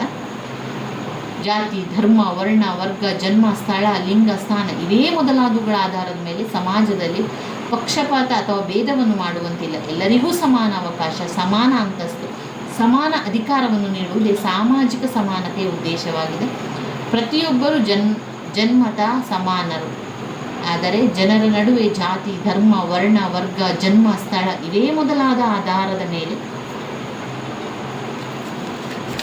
ಪಕ್ಷಪಾತ ಮಾಡುವುದು ಸಾಮಾಜಿಕ ಕಲ್ಯಾಣ ದೃಷ್ಟಿಯಿಂದ ಒಳ್ಳೆಯದಲ್ಲ. ಇದರಿಂದ ಸಮಾಜ ಮತ್ತು ರಾಜ್ಯದ ಪ್ರಗತಿಗೆ ಧಕ್ಕೆ ಉಂಟಾಗ್ತದೆ. ಆದರೆ ಕಾನೂನಿನ ಮೂಲಕವೇ ಸಮಾಜ ಸಮಾನತೆಯನ್ನು ತರಬಹುದು ಎಂಬ ಮಾತು ಅರ್ಥಹೀನವಾದದ್ದು. ಆರ್ಥಿಕ ಸಮಾನತೆ. ಆರ್ಥಿಕ ಸಮಾನರಹಿತವಾದ ರಾಜಕೀಯ ಸಮಾನತೆ, ರಚಿತವಾದ ರಾಜಕೀಯ ಸಮಾನತೆ ಅರ್ಥಹೀನವಾದುದು. ಆರ್ಥಿಕ ಸಮಾನತೆ ಎಂದರೆ ಅಪಾಯದಲ್ಲಿ ಸಂಪೂರ್ಣ ಸಮಾನತೆಯನ್ನು ಸಾಧಿಸುವುದು ಎಂದರ್ಥವಲ್ಲ. ಆರ್ಥಿಕ ಸಮಾನತೆ ಎಂದರೆ ಸಂಪತ್ತು ಕೆಲವೇ ಮಂದಿಗಳಲ್ಲಿ ಶೇಖರಣೆಯಾಗುವುದನ್ನು ತಪ್ಪಿಸುವುದು ಹಾಗೂ ಜನರಿಗೆ ಮೂಲಭೂತ ಅವಶ್ಯಕತೆಗಳಾದ ಆಹಾರ, ಬಟ್ಟೆ, ವಸತಿ ಮೊದಲಾದ ಸೌಕರ್ಯಗಳನ್ನು ಸಮರ್ಪಕವಾಗಿ ಕಲ್ಪಿಸಿಕೊಡುವಂಥದ್ದು ಇದರ ಉದ್ದೇಶ. Professor H.G. ಲಾಸ್ಕಿ ಅವರ ಪ್ರಕಾರ, ನನ್ನ ನೆರೆಹೊರೆಯವರು ಹಸಿದ ಹೊಟ್ಟೆಯಲ್ಲಿರುವಾಗ ನನಗೆ ಊಟ ಮಾಡಲು ಹಕ್ಕಿಲ್ಲದಿರುವುದೇ ಸಮಾನತೆ ಎಂದಿದ್ದಾರೆ. ಅಂದರೆ ಎಲ್ಲರನ್ನೂ ಒಂದೇ ರೀತಿಯಲ್ಲಿ ಸಮಾನತೆಯ ಭಾವನೆಯಿಂದ ನೋಡಿಕೊಳ್ಳುವಂಥದ್ದು. ಇಲ್ಲಿ ನೈಸರ್ಗಿಕ ಸಮಾನತೆ. ಕೊನೆಯದಾಗಿ ನೈಸರ್ಗಿಕ ಸಮಾನತೆ. ನೈಸರ್ಗಿಕ ಸಮಾನತೆ ಎಂದರೆ ಮಾನವ ಸ್ವಾಭಾವಿಕವಾಗಿ ಸ್ವತಂತ್ರ ಸಮಾನವಾದ ಭೌತಿಕ ಶಕ್ತಿಯನ್ನು ಜನ್ಮಸಿದ್ಧವಾಗಿ ಪಡೆದಿರುತ್ತಾರೆ. ನೈಸರ್ಗಿಕ ಅಥವಾ ಪ್ರಾಕೃತಿಕ ಸಮಾನತೆಯ ಕಾನೂನು. ಸಮಾನತೆ ಎಂಬುದು ನೈಸರ್ಗಿಕ ನಿಯಮವಾಗಿದ್ದು ಅಸಮಾನತೆ ಎಂಬುದು ಮಾನವರ ದೃಷ್ಟಿಯಾಗಿದೆ. ಅಸಮಾನತೆಯನ್ನು ನಿರ್ಮೂಲನೆ ಮಾಡಲು ರಾಜ್ಯ ಶ್ರಮಿಸಬೇಕೆಂದು ಕೆಲವರ ವಾದವಾಗಿದೆ. ಅವಿಷ್ಟು ಪಾಯಿಂಟ್ಸ್ಗಳನ್ನು ತಿಳ್ಕೊಳ್ಳಿ. ಇನ್ನು ಬರುವಂಥದ್ದು ಘಟಕ 16ನಲ್ಲಿ ಅಂತಾರಾಷ್ಟ್ರೀಯ ಕಾನೂನಿನ ಅರ್ಥ. ಅಂತಾರಾಷ್ಟ್ರೀಯ ಕಾನೂನಿನ ಬಗ್ಗೆ ತಿಳ್ಕೊಳ್ಬೇಕು. ಯಾಕಂದರೆ ಅಂತಾರಾಷ್ಟ್ರೀಯ ಕಾನೂನು ಎನ್ನುವಂಥದ್ದು ನಾವು ರಾಷ್ಟ್ರಗಳ ನಡುವಿನ ಸಂಬಂಧದ ಬಗ್ಗೆ ತಿಳ್ಕೊಳ್ಳುವಂಥದ್ದು, ಅಲ್ಲಿನ ಒಂದು ಆಡಳಿತ, ಅಲ್ಲಿನ ಒಂದು ಸರ್ಕಾರದ ಬಗ್ಗೆ ತಿಳ್ಕೊಳ್ಳುವಂಥದ್ದು. ಜೋಸೆಫ್ ಅವರ ಪ್ರಕಾರ ಅಂತಾರಾಷ್ಟ್ರೀಯ ಕಾನೂನು ಎನ್ನುವಂಥದ್ದು ವಿಶ್ವದ ರಾಷ್ಟ್ರಗಳ ಪರಸ್ಪರ ಸಂಬಂಧಗಳಿಗೆ ಅನ್ವಯಿಸುವ ಕಾನೂನೇ. ವಿಶ್ವದ ರಾಷ್ಟ್ರಗಳ ಪರಸ್ಪರ ಸಂಬಂಧಗಳಿಗೆ ಅನ್ವಯಿಸುವ ಕಾನೂನೇ ಅಂತಾರಾಷ್ಟ್ರೀಯ ಕಾನೂನು. ಅಂತಾರಾಷ್ಟ್ರೀಯ ಕಾನೂನಿನ ಮೂಲ ಉಗಮವನ್ನು ತಿಳ್ಕೊಳ್ಳೋ. ಅಂತಾರಾಷ್ಟ್ರೀಯ ಕಾನೂನಿನ ಮೂಲ ಉಗಮ. ಅಂತಾರಾಷ್ಟ್ರೀಯ ಕಾನೂನಿನ ನ್ಯಾಯಾಧೀಶನು ಒಂದು ನಿರ್ದಿಷ್ಟ ಅವಧಿಯಲ್ಲಿ ಜಾರಿಗೊಳಿಸಲು ಉಪಯೋಗಿಸುವ ಸಾಮಗ್ರಿಯೇ ಅಂತಾರಾಷ್ಟ್ರೀಯ ಕಾನೂನಿನ ಮೂಲ ಎಂದು ಅಭಿಪ್ರಾಯಪಟ್ಟಿದ್ದಾರೆ. ಅಂದರೆ ಅಂತಾರಾಷ್ಟ್ರೀಯ ಕಾನೂನು ಉಗಮವಾಗಲು ಮತ್ತು ಅದು ಮುಂದುವರಿಸಲು ಕಾರಣವಾಗುವ ಅಂಶಗಳೇ ಅಂತಾರಾಷ್ಟ್ರೀಯ ಕಾನೂನಿನ ಮೂಲವಾಗಿರುವಂಥದ್ದು. ಅಂತಾರಾಷ್ಟ್ರೀಯ ಕಾನೂನಿನ ಮೂಲದಲ್ಲಿ ಬರುವಂಥ ಪಾಯಿಂಟ್ಸ್ಗಳು ರೂಢಿ ಸಂಪ್ರದಾಯ ಪದ್ಧತಿಗಳು. ಈ ರೂಢಿ ಸಂಪ್ರದಾಯ ಪದ್ಧತಿಗಳು ನಾವು ರಾಷ್ಟ್ರಗಳ ನಡುವಿನ ಸಂಬಂಧದ ಬಗ್ಗೆ ನೋಡುವಾಗ ಅಲ್ಲಿನ ರಾಷ್ಟ್ರದಲ್ಲಿ ಯಾವ ರೀತಿಯ ವ್ಯವಸ್ಥೆಗಳನ್ನು ಮಾಡುವಂಥದ್ದು ಅವುಗಳನ್ನೆಲ್ಲ ಕೂಡ ನೋಡಿಕೊಳ್ಳುವಂಥದ್ದು. ಅಲ್ಲಿ ರೂಢಿ ಸಂಪ್ರದಾಯ ಪದ್ಧತಿಗಳನ್ನೆಲ್ಲ ದೀರ್ಘಕಾಲದವರೆಗೆ ಪಾಲಿಸಿಕೊಂಡು ಬಂದಲ್ಲಿ ಅವುಗಳನ್ನು ವಿಶ್ವದಾದ್ಯಂತ ಸಾರ್ವತ್ರಿಕ ಒಪ್ಪಿಕೊಂಡಲ್ಲಿ ಅವುಗಳು ಕಾನೂನಿನ ಸ್ಥಾನಮಾನವನ್ನು ಪಡೆದುಕೊಳ್ತದೆ. 2. ರೋಮನ್ನರ ಕಾನೂನಲ್ಲಿ ಪ್ರಾಚೀನ ಕಾಲದ ರೋಮನ್ ಚಕ್ರಾಧಿಪತ್ಯದ ಕಾಲದಲ್ಲಿ ಜನರು ವಿವಿಧ ಸಾಂಸ್ಕೃತಿ, ಭಾಷೆ, ಧರ್ಮ, ಪದ್ಧತಿಗಳನ್ನು ಹೊಂದಿದ್ದರು. ಈ ವಿವಿಧತೆಯ ನಡುವೆಯೂ ಸರ್ವಸಾಮಾನ್ಯವಾಗಿ ಅನ್ವಯಿಸುವಂತಹ ಒಂದು ವಿಶೇಷ ಕಾನೂನು ರೂಢಿಗೆ ಬಂದಿತು. 3. ದೇಶೀಯ ಅಥವಾ ರಾಜ್ಯ ಕಾನೂನು ಸಹ ಅಂತಾರಾಷ್ಟ್ರೀಯ ಕಾನೂನಿಗೆ ಮೂಲಗಳಲ್ಲಿ ಒಂದಾಗಿದೆ. ಪ್ರತಿಯೊಂದು ರಾಷ್ಟ್ರಗಳು ವ್ಯಾಪಾರ, ಪೌರತ್ವಕ್ಕೆ, ರಾಜತಾಂತ್ರಿಕಕ್ಕೆ ಸಂಬಂಧಿಸಿದಂತೆ ತನ್ನದೇ ಆದ ಕಾನೂನುಗಳನ್ನು ಹೊಂದಿರುತ್ತದೆ. ಅಂತಿಮವಾಗಿ ಇದು ಸಹ ಅಂತಾರಾಷ್ಟ್ರೀಯ ಕಾನೂನು ವಿಸ್ತರಣೆಯಾಗಿದ್ದು ಅದರಿಂದಲೇ ಅದು ರಾಷ್ಟ್ರೀಯ ಕಾನೂನು ಎಂದು ಕೆಲವು ಲೇಖಕರ ಅಭಿಪ್ರಾಯಪಟ್ಟಿರುವಂಥದ್ದು. ಇನ್ನು 4ನೇದು ಒಪ್ಪಂದಗಳು ಅಂದರೆ ಮೈತ್ರಿಕೂಟಗಳು. ಎಲ್ಲೂ ಹೇಳಿಕೊಂಡು ರಾಷ್ಟ್ರಗಳ ನಡುವಿನ ಮೈತ್ರಿಕೂಟವನ್ನು ಮಾಡಿಕೊಳ್ಳುವಂಥದ್ದು ಈ ಒಂದು ಸಂಪ್ರದಾಯಗಳು. ವಿವಿಧ ರಾಷ್ಟ್ರಗಳು ಮಾಡಿಕೊಂಡಂಥವುಗಳು ಇದು ಕಾನೂನಿನ ಮೂಲ ಆಗಿದೆ. ಇನ್ನು 5 ಪ್ರಖ್ಯಾತ ನ್ಯಾಯಾಧೀಶರು, ರಾಜತಾಂತ್ರಿಕರು ಮತ್ತು ರಾಷ್ಟ್ರ. ಪ್ರಖ್ಯಾತ ನ್ಯಾಯಾಧೀಶರು, ನ್ಯಾಯವಾದಿಗಳು, ರಾಜತಾಂತ್ರಿಕರು ಮತ್ತು ರಾಷ್ಟ್ರಗಳ ನಾಯಕರುಗಳ ಲೇಖನ, ಗ್ರಂಥ ಸಹ ಅಂತಾರಾಷ್ಟ್ರೀಯ ಕಾನೂನು ಮೂಲಗಳಾಗಿವೆ. ಅಂದರೆ ಅನೇಕ ನ್ಯಾಯಾಧೀಶರು, ರಾಜತಾಂತ್ರಿಕರು, ರಾಷ್ಟ್ರ ನಾಯಕರುಗಳು ಇತಿಹಾಸ, ಅಂತಾರಾಷ್ಟ್ರೀಯ ಸಂಬಂಧ, ಯುದ್ಧ ಮತ್ತು ಶಾಂತಿಯ ಬಗ್ಗೆ ತಮ್ಮದೇ ಆದ ಅಭಿಪ್ರಾಯವನ್ನು ವ್ಯಕ್ತಪಡಿಸಬಹುದು ಹಾಗೂ ಗ್ರಂಥಗಳನ್ನು ಪ್ರಕಟಿಸಬಹುದು. ಇನ್ನು ಅಂತಾರಾಷ್ಟ್ರೀಯ ನ್ಯಾಯಾಲಯದ ತೀರ್ಪುಗಳು. 6 ಅಂತಾರಾಷ್ಟ್ರೀಯ ನ್ಯಾಯಾಲಯದ ತೀರ್ಪುಗಳು. ರಾಷ್ಟ್ರಗಳ ನಡುವಿನ ಬಿಕ್ಕಟ್ಟು, ವಿವಾದಗಳ ಬಗ್ಗೆ ಅಂತಾರಾಷ್ಟ್ರೀಯ ನ್ಯಾಯಾಲಯಗಳು ನೀಡುವ ತೀರ್ಮಾನಗಳು ಅಂತಾರಾಷ್ಟ್ರೀಯ ಕಾನೂನಿನ ಮೂಲಗಳಾಗಿವೆ. ಉದಾಹರಣೆಗೆ ವಿಶ್ವಸಂಸ್ಥೆಯ ಅಂತಾರಾಷ್ಟ್ರೀಯ ನ್ಯಾಯಾಲಯ ನೀಡುವ ತೀರ್ಪುಗಳು ಅಂತಾರಾಷ್ಟ್ರೀಯ ಕಾನೂನಿನ ಮೂಲಗಳಾಗಿದೆ. 7ನೇ ಪಾಯಿಂಟ್, ಹೇಗ್ ಸಮ್ಮೇಳನ. ಹೇಗ್ ಸಮ್ಮೇಳನ ಲೀಗ್ ಆಫ್ ನೇಷನ್ಸ್ ಸ್ಥಾಪನೆಗೂ ಮೊದಲು ಹೇಗ್ ಸಮ್ಮೇಳನದಲ್ಲಿ ನಡೆದ ಚರ್ಚೆಗಳು, ಭಾಷಣಗಳು, ತೀರ್ಪುಗಳು ಸಹ ಅಂತಾರಾಷ್ಟ್ರೀಯ ಕಾನೂನಿನ ಮುಖ್ಯವಾದಂಥ ಮೂಲಗಳಾಗಿದೆ. ಅಂದರೆ ಅಂತಾರಾಷ್ಟ್ರೀಯ ಕಾನೂನಿನ ಬಹುಮುಖ್ಯವಾದ ಮೂಲಗಳಾಗಿರೋ ಅಂತಾರಾಷ್ಟ್ರೀಯ ಕಾನೂನಿನಲ್ಲಿ ಬಹಳಷ್ಟು ಮೂಲವಾಗಿರುವಂಥದ್ದು ಕಾಣ್ಬೋದು. ಅಂತಾರಾಷ್ಟ್ರೀಯ ಸಂಸ್ಥೆಯೊಂದು ಅಸ್ತಿತ್ವಕ್ಕೆ ಬಂದ ಮೊದಲ ಒಂದು ಹೇಗ್ನಲ್ಲಿ ವಿವಿಧ ರಾಷ್ಟ್ರಗಳನ್ನೊಳಗೊಂಡ ಪ್ರತಿನಿಧಿಗಳ ಅನೇಕ ಸಮ್ಮೇಳನಗಳು ಜರುಗಿದ್ದು, ಈ ಸಮ್ಮೇಳನದಲ್ಲಿ ಹಲವಾರು ವಿಷಯಗಳ ಚರ್ಚೆಯನ್ನು ಮಾಡಿ ತೀರ್ಮಾನಿಸಲಾಯಿತು. 8ನೇ ಪಾಯಿಂಟ್, ಅಂತಾರಾಷ್ಟ್ರೀಯ ಶಾಸನ ರಚನೆ ಮತ್ತು ರಾಯಭಾರಿಗಳ ಪತ್ರ ವ್ಯವಹಾರ. ಅಂತಾರಾಷ್ಟ್ರೀಯ ಶಾಸನದ ರಚನೆ, ರಾಯಭಾರಿಗಳ ಪತ್ರ ವ್ಯವಹಾರ.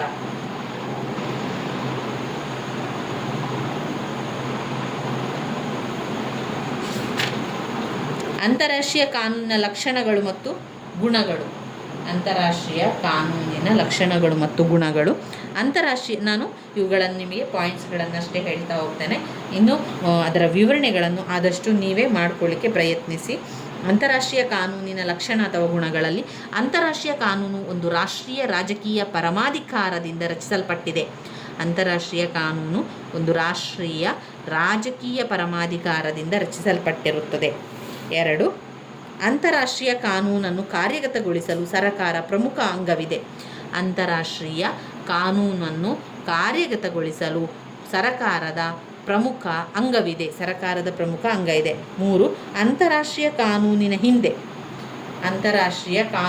ಹಿಂದೆ ರಾಜ್ಯದ ನ್ಯಾಯಬದ್ಧವಾದ ದಂಡನಾ ಶಕ್ತಿ ಇರುವುದಿಲ್ಲ. ಅಂತಾರಾಷ್ಟ್ರೀಯ ಕಾನೂನಿನ ಹಿಂದೆ ರಾಜ್ಯದ ನ್ಯಾಯಬದ್ಧವಾದ ದಂಡನಾ ಶಕ್ತಿ ಇರುವುದಿಲ್ಲ. 4, ಅಂತಾರಾಷ್ಟ್ರೀಯ ಕಾನೂನನ್ನು ರೂಪಿಸುವ ಅಧಿಕಾರಯುಕ್ತ ಶಾಸಕಾಂಗವಿಲ್ಲ. ಅಂತಾರಾಷ್ಟ್ರೀಯ ಕಾನೂನನ್ನು ರೂಪಿಸುವ ಅಧಿಕಾರಯುಕ್ತ ಶಾಸಕಾಂಗವಿಲ್ಲ. 5, ಸಾರ್ವತ್ರಿಕವಾಗಿ ಅಂಗೀಕೃತವಾದ ಅಂತಾರಾಷ್ಟ್ರೀಯ ಕಾನೂನಿನಲ್ಲಿ ನಿಯಮಗಳು ಇಲ್ಲದಿರುವುದು. ಅಂತಾರಾಷ್ಟ್ರೀಯ ಕಾನೂನಿನಲ್ಲಿ ನಿಯಮಗಳು ಇಲ್ಲದಿರುವುದು.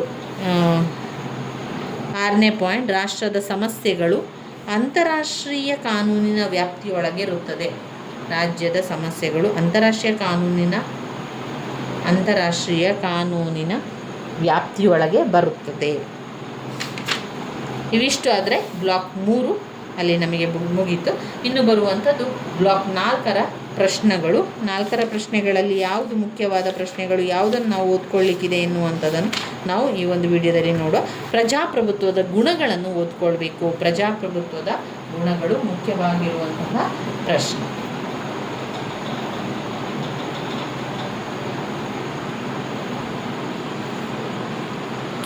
ಇನ್ನು ನಾವು ಇದರಲ್ಲಿ ಪ್ರಜಾಪ್ರಭುತ್ವದ ಗುಣಗಳನ್ನು ನೋಡ್ಕೊಳ್ಳೋ. ಪ್ರಜಾಪ್ರಭುತ್ವ ಗುಣಗಳು 5 ಅಂಕಕ್ಕೆ ಕೇಳಿರುವಂತಹ ಪ್ರಶ್ನೆ. ಅದರ ಪಾಯಿಂಟ್ಸ್ಗಳು: 1, ವ್ಯಕ್ತಿ ಸ್ವಾತಂತ್ರ್ಯಕ್ಕೆ ಮಾನ್ಯತೆ. ಪ್ರಜಾಪ್ರಭುತ್ವದ ಗುಣಗಳಲ್ಲಿ 1, ಪ್ರಜಾಪ್ರಭುತ್ವವೇ ಸರ್ವಶ್ರೇಷ್ಠ ಆಡಳಿತ ವಿಧಾನ. ಪ್ರಜಾಪ್ರಭುತ್ವವೇ ಸರ್ವಶ್ರೇಷ್ಠ ಆಡಳಿತ ವಿಧಾನ. ಮೊದಲನೇ ಪಾಯಿಂಟ್, ವ್ಯಕ್ತಿ ಸ್ವಾತಂತ್ರ್ಯಕ್ಕೆ ಮಾನ್ಯತೆ. ಈ ಪದ್ಧತಿಯಲ್ಲಿರುವಷ್ಟು ಸ್ವಾತಂತ್ರ್ಯವನ್ನು ಇನ್ಯಾವ ರೀತಿಯ ಸರ್ಕಾರ ಕೂಡ ಒದಗಿಸಲಿಕ್ಕೆ ಸಾಧ್ಯ ಇಲ್ಲ. 2ನೇ ಪಾಯಿಂಟ್, ಸಮಾನತೆಯನ್ನು ಮಾನ್ಯ ಮಾಡುತ್ತದೆ ವ್ಯಕ್ತಿತ್ವದ ವಿಕಾಸಕ್ಕೆ. ಸ್ವಾತಂತ್ರ್ಯ ಮತ್ತು ಸ್ವಾತಂತ್ರ್ಯಗಳ ರಕ್ಷಕನಾಗಿದೆ ಎನ್ನಬಹುದು. ಸಮಾನತೆಯನ್ನು ಮಾನ್ಯ ಮಾಡುತ್ತದೆ. ವ್ಯಕ್ತಿ ಸ್ವಾತಂತ್ರ್ಯಕ್ಕೆ ಮಾನ್ಯತೆ, ಸಮಾನತೆಯನ್ನು ಮಾನ್ಯ ಮಾಡುತ್ತದೆ. 3, ಸಮಾಜದ ಕಲ್ಯಾಣವೇ ಪ್ರಜಾಪ್ರಭುತ್ವದ ಪರಮ ಗುರಿಯಾಗಿದೆ. ಸಮಾಜ ಕಲ್ಯಾಣವೇ ಪ್ರಜಾಪ್ರಭುತ್ವದ ಪರಮ ಗುರಿಯಾಗಿದೆ. 4, ರಾಜಕೀಯ ಶಿಕ್ಷಣವನ್ನು ನೀಡುತ್ತದೆ. ಯಾವಾಗ ನಾವು ಪ್ರಜಾಪ್ರಭುತ್ವವನ್ನು ನೋಡ್ತೇವೋ ಆವಾಗ ನಮಗೆ ರಾಜಕೀಯ ಶಿಕ್ಷಣವನ್ನು ಅದು ಕೊಡ್ತದೆ, ರಾಜಕೀಯ ಶಿಕ್ಷಣವನ್ನು ನೀಡ್ತದೆ. 5. ಪ್ರಜಾಪ್ರಭುತ್ವ ಜವಾಬ್ದಾರಿ ಸರಕಾರವಾಗಿದೆ. ಪ್ರಜಾಪ್ರಭುತ್ವವು ಜವಾಬ್ದಾರಿಯುತ ಸರಕಾರವಾಗಿದೆ. 6. ರಾಷ್ಟ್ರೀಯತೆಯನ್ನು ಉತ್ತೇಜಿಸುತ್ತದೆ. ರಾಷ್ಟ್ರೀಯತೆಯನ್ನು ಉತ್ತೇಜಿಸುತ್ತದೆ. ಪ್ರಜಾಪ್ರಭುತ್ವವು ರಾಷ್ಟ್ರೀಯತೆಯನ್ನು ಉತ್ತೇಜಿಸುತ್ತದೆ. 7. ಈ ಪದ್ಧತಿಯಲ್ಲಿ ಶಾಂತಿಯುತ ಬದಲಾವಣೆ ಸಾಧ್ಯ ಇದೆ. ಈ ಒಂದು ಪದ್ಧತಿಯಲ್ಲಿ ಶಾಂತಿಯುತ ಬದಲಾವಣೆ ಸಾಧ್ಯ ಇದೆ. 8. ಪ್ರಜಾಪ್ರಭುತ್ವವು ಪ್ರಜೆಗಳಲ್ಲಿ ಸ್ವಾವಲಂಬನೆ ತರುತ್ತದೆ. ಪ್ರಜಾಪ್ರಭುತ್ವವು ಪ್ರಜೆಗಳಲ್ಲಿ ಸ್ವಾವಲಂಬನೆಯನ್ನು ತರುತ್ತದೆ. ಪ್ರಜಾಪ್ರಭುತ್ವವು ಪ್ರಜೆಗಳಲ್ಲಿ ಸ್ವಾವಲಂಬನೆಯನ್ನು ತರುತ್ತದೆ. ರಾಷ್ಟ್ರೀಯ ನೀತಿಯನ್ನು ಬೆಳೆಸುತ್ತದೆ. ರಾಷ್ಟ್ರೀಯ ನೀತಿಯನ್ನು ಬೆಳೆಸುತ್ತದೆ. ಹಾಗೆಯೇ 9ನೆಯ ಪಾಯಿಂಟ್, ಸಾಮಾಜಿಕ ಮತ್ತು ಆರ್ಥಿಕ ಭದ್ರತೆಗಳು ಕೂಡ ಪ್ರಜಾಪ್ರಭುತ್ವ ಮೌಲ್ಯಗಳೆಂದು ಹೇಳುವುದು. ಸಾಮಾಜಿಕ ಮತ್ತು ಆರ್ಥಿಕ ಭದ್ರತೆಗಳು ಪ್ರಜಾಪ್ರಭುತ್ವದ ಮೌಲ್ಯಗಳು. 10ನೇ ಪಾಯಿಂಟ್ನಲ್ಲಿ ಪ್ರಜಾಪ್ರಭುತ್ವವು ಜನರಲ್ಲಿ ದೇಶಪ್ರೇಮವನ್ನು ಬೆಳೆಸುತ್ತದೆ. ಪ್ರಜಾಪ್ರಭುತ್ವವು ದೇಶದ ಜನರಲ್ಲಿ ಯಾವುದನ್ನು ಬೆಳೆಸುತ್ತದೆ? ದೇಶಪ್ರೇಮವನ್ನು ಬೆಳೆಸುತ್ತದೆ. ಈ ಪ್ರಜಾಪ್ರಭುತ್ವವು ಮಾನವನ ಗೌರವವನ್ನು ಎತ್ತಿ ಹಿಡಿಯುತ್ತದೆ. ಮಾನವನ ಗೌರವವನ್ನು ಎತ್ತಿ ಹಿಡಿಯುತ್ತದೆ. ದೇಶದ ಸ್ವಾತಂತ್ರ್ಯ ರಕ್ಷಿಸಲು ಪ್ರಜೆಗಳನ್ನು ಸರ್ವತ್ಯಾಗ ಬಲಿದಾನಗಳಿಗೂ ಕೂಡ ಸಿದ್ಧತೆ ಮಾಡುತ್ತದೆ. ಪ್ರಜಾಪ್ರಭುತ್ವವು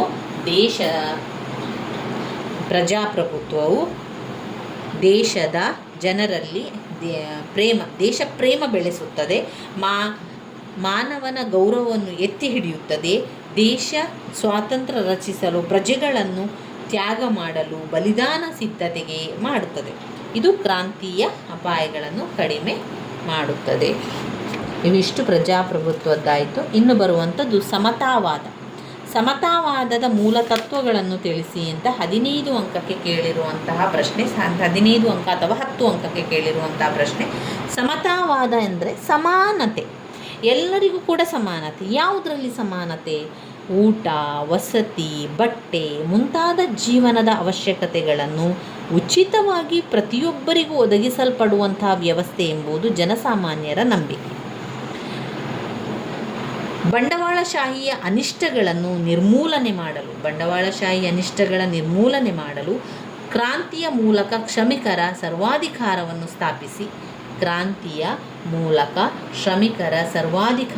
ಸ್ಥಾಪಿಸಿ ನಂತರ ವರ್ಗರಹಿತ, ರಾಜ್ಯರಹಿತ ಸಮಾಜ ಸ್ಥಾಪನೆಯ ಸಿದ್ಧಾಂತ ಮತ್ತು ಕಾರ್ಯಕ್ರಮವೇ ಸಮತಾವಾದ. ಸಮತಾವಾದದ ಮೂಲ ತತ್ವಗಳೇನು?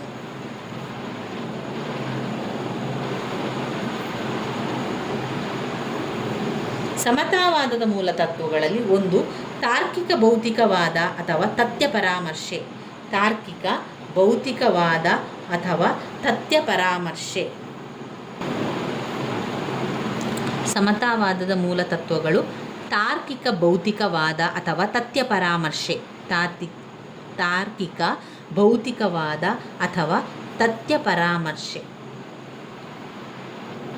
ತಾರ್ಕಿಕ ಅಥವಾ ದ್ವಂದ್ವಾತ್ಮಕ ಭೌತಿಕವಾದ ವಿಧಾನವನ್ನು ಮಾರ್ಕ್ಸ್ ತನ್ನ ಸಮತಾವಾದವನ್ನು ಪ್ರತಿಪಾದಿಸಲು ಬಳಸಿದ್ದಾನೆ. ಪರಸ್ಪರ ವ್ಯತಿರಿಕ್ತ ಅಭಿಪ್ರಾಯಗಳ ಚರ್ಚೆಯಿಂದ ಒಂದು ತೀರ್ಮಾನಕ್ಕೆ ಬರುವುದೇ ಹೆಗಲನ್ನ ತಥ್ಯ ಪರಾಮರ್ಶೆ ಅಥವಾ ತಾರ್ಕಿಕ ಭೌತಿಕವಾದ ಸೂತ್ರವಾಗಿರುವಂಥದ್ದು. 2ನೇ ಪಾಯಿಂಟ್ನಲ್ಲಿ ಚಾರಿತ್ರಿಕ ಭೌತಿಕವಾದ ಅಥವಾ ಇತಿಹಾಸದ ಆರ್ಥಿಕ ವ್ಯಾಖ್ಯಾನ. ಚಾರಿತ್ರಿಕ ಭೌತಿಕವಾದ ಅಥವಾ ಇತಿಹಾಸದ ಆರ್ಥಿಕ ವ್ಯಾಖ್ಯಾನ. ಮಾರ್ಕ್ಸನು ಇತಿಹಾಸವನ್ನು ಆರ್ಥಿಕ ತತ್ವಕ್ಕನುಗುಣವಾಗಿ ವಿವರಿಸಿದ್ದಾನೆ. ಅರ್ಥವ್ಯವಸ್ಥೆಯು ಎಲ್ಲ ಸಾಮಾಜಿಕ ರಚನೆಗಳಿಗೆ ಮೂಲವೆಂಬುದು ಅವನ ಭಾವನೆಯಾಗಿದೆ. ಈ ವ್ಯಾಖ್ಯಾನವು ಐತಿಹಾಸಿಕ ಭೌತಿಕವಾದವೆಂದು ಕರೆಯಲಾಗಿದೆ.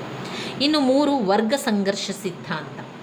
ಈ ಸಿದ್ಧಾಂತದ ಪ್ರಕಾರ ವರ್ಗ ಸಂಘರ್ಷವೇ ಮಾನವನ ಇತಿಹಾಸದ ಆಧಾರ. ಎಲ್ಲ ಸಮಾಜಗಳಲ್ಲೂ ಈ ಉಭಯ ವರ್ಗಗಳ ನಡುವಣ ಘರ್ಷಣೆ ಎದ್ದು ಕಾಣುತ್ತದೆ.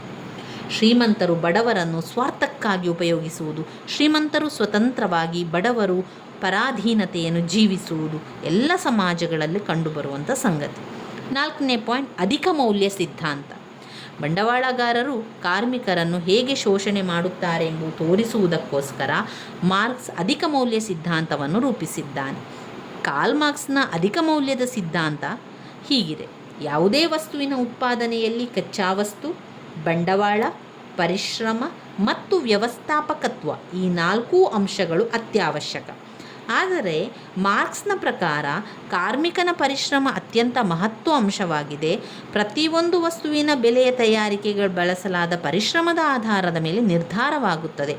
ಅಂದರೆ ಆ ವಸ್ತುವನ್ನು ತಯಾರಿಸಲು ವಿನಿಯೋಗಿಸುವಂತಹ ಪರಿಶ್ರಮ, ಅದರ ಬೆಲೆ ಇದೆಯಲ್ಲ, ಅದನ್ನು ನಿರ್ಧರಿಸುತ್ತದೆ. ಉತ್ಪಾದನೆಗೆ ಶ್ರಮಿಕನ ಪರಿಶ್ರಮ ಮುಖ್ಯವಾಗಿದ್ದರೂ ಕೂಡ ಬಂಡವಾಳಗಾರರು ಶ್ರಮಜೀವಿಗಳಿಗೆ ಅತ್ಯಂತ ಕಡಿಮೆ ಕೂಲಿಯನ್ನು ಕೊಡುತ್ತಾರೆ. 5ನೇ ಪಾಯಿಂಟ್, ಕ್ರಾಂತಿ ಅನಿವಾರ್ಯ.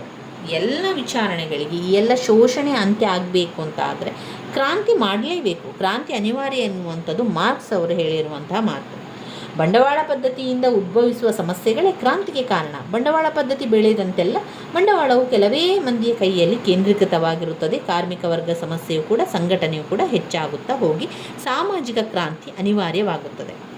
6ನೇ ಪಾಯಿಂಟ್, ಕಾರ್ಮಿಕರ ಸರ್ವಾಧಿಕಾರ. ಕಾರ್ಮಿಕರು ತಮ್ಮ ಜಮೀನು ರೈತರು ಒಂದಾಗಿ ಸೇರಿ ಬಂಡವಾಳಗಾರರನ್ನು, ಜಮೀನ್ದಾರರನ್ನು ಕ್ರಾಂತಿಯ ಮೂಲಕ ನಿರ್ಮೂಲನೆ ಮಾಡಿ ನಂತರ ರಾಜ್ಯದಲ್ಲಿ ಕಾರ್ಮಿಕ ವರ್ಗವು ಅಧಿಕಾರ ವಹಿಸುತ್ತದೆ. ಇದನ್ನು ಕಾರ್ಮಿಕರ ಸರ್ವಾಧಿಕಾರ ಎನ್ನುವಂಥದ್ದು. 7ನೇ ಪಾಯಿಂಟ್, ರಾಜ್ಯ ನಶಿಸುತ್ತದೆ. ರಾಜ್ಯ ನಶಿಸುವಿಕೆ. ಕಾರ್ಮಿಕರ ಸರ್ವಾಧಿಕಾರವು ಒಂದು ತಾತ್ಕಾಲಿಕ ವ್ಯವಸ್ಥೆ ಆಗಿರುತ್ತದೆ. ಈ ಅವಧಿಯಲ್ಲಿ ಇದು ಬಂಡವಾಳಶಾಹಿಯ ಎಲ್ಲ ಲಕ್ಷಣಗಳನ್ನು ಬುಡಮೇಲು ಸಮೇತ ಕಿತ್ತೊಗೆದು ನಿರ್ಮೂಲನ ಕೂಡ ಮಾಡುತ್ತದೆ.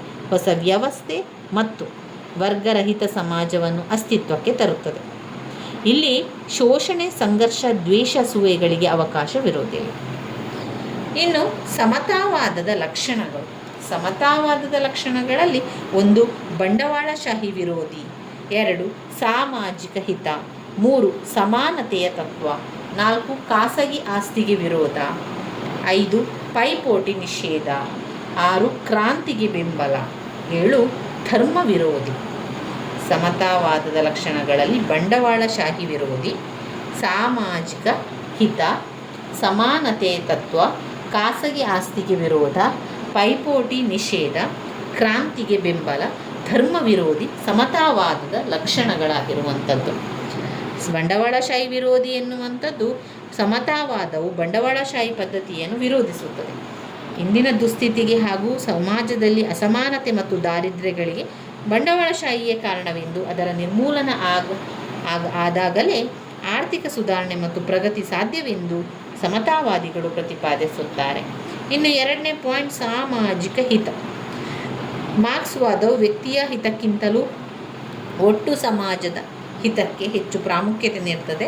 ಸಮಾಜದ ಹಿತದೃಷ್ಟಿಯಿಂದ ಉತ್ಪಾದನಾ ಸಾಧನಗಳು ಸಮಾಜದ ನಿಯಂತ್ರಣಕ್ಕೊಳಪಡಬೇಕೆಂದು ಪ್ರತಿಪಾದಿಸಲಾಗಿದೆ. ಉತ್ಪಾದನೆ ಕೆಲವರ ಲಾಭಕ್ಕಾಗಿ ಇರದೆ ಇಡೀ ಸಮುದಾಯದ ಲಾಭಕ್ಕಾಗಿ ಇರಬೇಕೆಂದು ಪ್ರತಿಪಾದಿಸುತ್ತದೆ. ಇನ್ನು ಸಮಾನತೆಯ ತತ್ವ. ಎಲ್ಲರಿಗೂ ಸಮಾನತೆಯನ್ನು ಹೊಂದಿರಬೇಕು, ಸಮಾನವಾಗಿ ಎಲ್ಲರಿಗೂ ಸಿಗುವಂತಾಗಬೇಕು, ಸಮಾನ ಅವಕಾಶಗಳಿರಬೇಕು ಎನ್ನುವ ಒತ್ತಾಯಿಸುವಂಥದ್ದು. 4ನೇ ಪಾಯಿಂಟ್, ಖಾಸಗಿ ಆಸ್ತಿಗೆ ವಿರೋಧ. ಕಮ್ಯುನಿಸಂ ಖಾಸಗಿ ಆಸ್ತಿಯನ್ನು ವಿರೋಧಿಸುತ್ತದೆ, ಏಕೆಂದರೆ ಆಸ್ತಿಯು ಶೋಷಣೆಯ ಸಾಧನಗಳಾಗಿರುವುದಲ್ಲದೆ ಸಮಾಜದ ಅನೇಕ ಕೆಡುಕುಗಳಿಗೆ ಕಾರಣವಾಗಿದೆ. 5ನೇ ಪಾಯಿಂಟ್, ಪೈಪೋಟಿ ನಿಷೇಧ.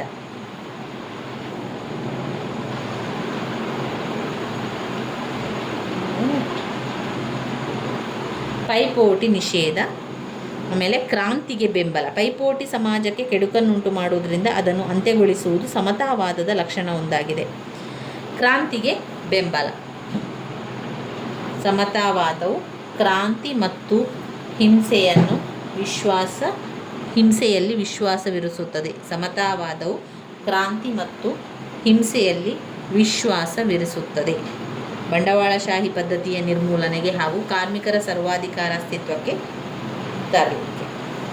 ಇನ್ನು ಧರ್ಮದ ವಿರೋಧಿ. ಸಮತಾವಾದವು ರಾಜ್ಯಕ್ಕೆ ವಿರೋಧವಾಗಿರುವಂತೆ ಧರ್ಮಕ್ಕೂ ವಿರೋಧವಾಗಿದೆ. ಧರ್ಮವೆಂದರೆ ಅಫೀಮು ಇದ್ದಂತೆ ಎಂದು ಮಾರ್ಕ್ಸ್ ಅಭಿಪ್ರಾಯಪಟ್ಟಿದ್ದಾರೆ. ಇವಿಷ್ಟು ಆಯಿತು. ಇದರಲ್ಲಿ ಇನ್ನು ಓದಬೇಕಾಗಿರುವಂತಹ ಪ್ರಶ್ನೆಗಳು, ಸಮಾಜವಾದದ ಅರ್ಥ ವ್ಯಾಖ್ಯೆಗಳಿದೆ, ಅದೇ ರೀತಿ ಸಮಾಜವಾದದ ವಿಧಗಳಿದೆ. ಸಮಾಜವಾದದ ವಿಧಗಳಲ್ಲಿ ವೃತ್ತಿ ಸಂಘ ಸಮಾಜವಾದ, ಕಾರ್ಮಿಕರ ಸಂಘ ಯಜಮಾನ್ಯವಾದ, ಪ್ರಜಾಸತ್ತಾತ್ಮಕ ಸಮಾಜವಾದ. ಸಮಾಜವಾದ ಅಂದರೆ ಏನು? ಸಮಾಜವಾದ ಎಂದರೆ ಖಾಸಗಿ ಉದ್ದಿಮೆಗಳನ್ನು ನಿರ್ಮೂಲನೆ ಮಾಡಿ ಬದಲಾಗಿ ಉತ್ಪಾದನೆ, ವಿತರಣೆ, ವಿನಿಮಯ ಕ್ಷೇತ್ರಗಳಲ್ಲಿ ಸಾಮಾಜಿಕ ಒಡೆತನ ತರುವುದಾಗಿದೆ. ಜಾರ್ಜ್ ಬರ್ನಾರ್ಡ್ ಶಾರವರ ಅಭಿಪ್ರಾಯದಲ್ಲಿ ಸಮಾಜವಾದವೆಂದರೆ ಸಂಪತ್ತಿನ ಸಮಾನತೆ ವಿನಃ ಬೇರಾವುದೂ ಅಲ್ಲ. ಸಂಪತ್ತಿನ ಸಮಾನತೆ ವಿನಃ ಬೇರಾವುದೂ ಅಲ್ಲ. ಸಮಾಜವಾದದ ವಿಧಗಳನ್ನು ನೋಡೋಣ. ವೃತ್ತಿಸಂಘ ಸಮಾಜವಾದ.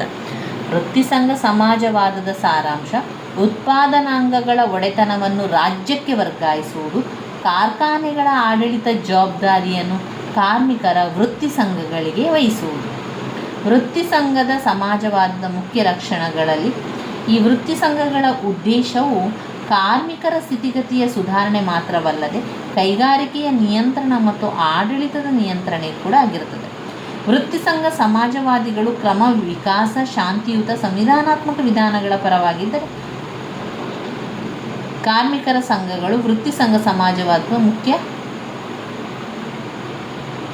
ಸಾಧನ. ಇಲ್ಲಿ ವೃತ್ತಿ ಸಂಘಗಳ ಉದ್ದೇಶವು ಕಾರ್ಮಿಕರ ಸ್ಥಿತಿಗತಿಯ ಸುಧಾರಣೆಗೆ ಮಾತ್ರವಲ್ಲದೆ ಕೈಗಾರಿಕಾ ನಿಯಂತ್ರಣ ಮತ್ತು ಆಡಳಿತ ನಿರ್ವಹಣೆಗೂ ಆಗಿರುತ್ತದೆ. ವೃತ್ತಿಸಂಘ ಸಮಾಜವಾದದಲ್ಲಿ ಇನ್ನು ವೃತ್ತಿಸಂಘ ಸಮಾಜವಾದಿಗಳು ರಾಜ್ಯದ ವಿಸರ್ಜನೆಯು ಪರವಾಗಿಲ್ಲ, ಕಾರ್ಮಿಕರ ಸ್ಥಿತಿಗತಿಗಳ ಸುಧಾರಣೆಗೆ ರಾಜ್ಯವನ್ನು ಬಳಸಿಕೊಳ್ಳುವುದು ಇಚ್ಛಿಸುತ್ತಾರೆ. 5ನೇ ಪಾಯಿಂಟ್, ಬಂಡವಾಳಶಾಹಿ ನಿರ್ಮೂಲನದೊಡನೆ ಗಿಲ್ಡಿ ಸಮಾಜ ಸ್ಥಾಪಿಸುತ್ತದೆ. 6ನೇದು, ವೃತ್ತಿಸಂಘ ಸಮಾಜವಾದಿಗಳು ವೃತ್ತಿಸಂಘಕ್ಕೆ ಅತಿ ಹೆಚ್ಚಿನ ಆದ್ಯತೆಯನ್ನು ಕೊಡುತ್ತಾರೆ. ರಾಜ್ಯದ ಸ್ಥಾನಮಾನದ ಬಗ್ಗೆ ವೃತ್ತಿಸಂಘ ಸಮಾಜವಾದಿಗಳಲ್ಲಿ ಒಮ್ಮತವಿಲ್ಲ.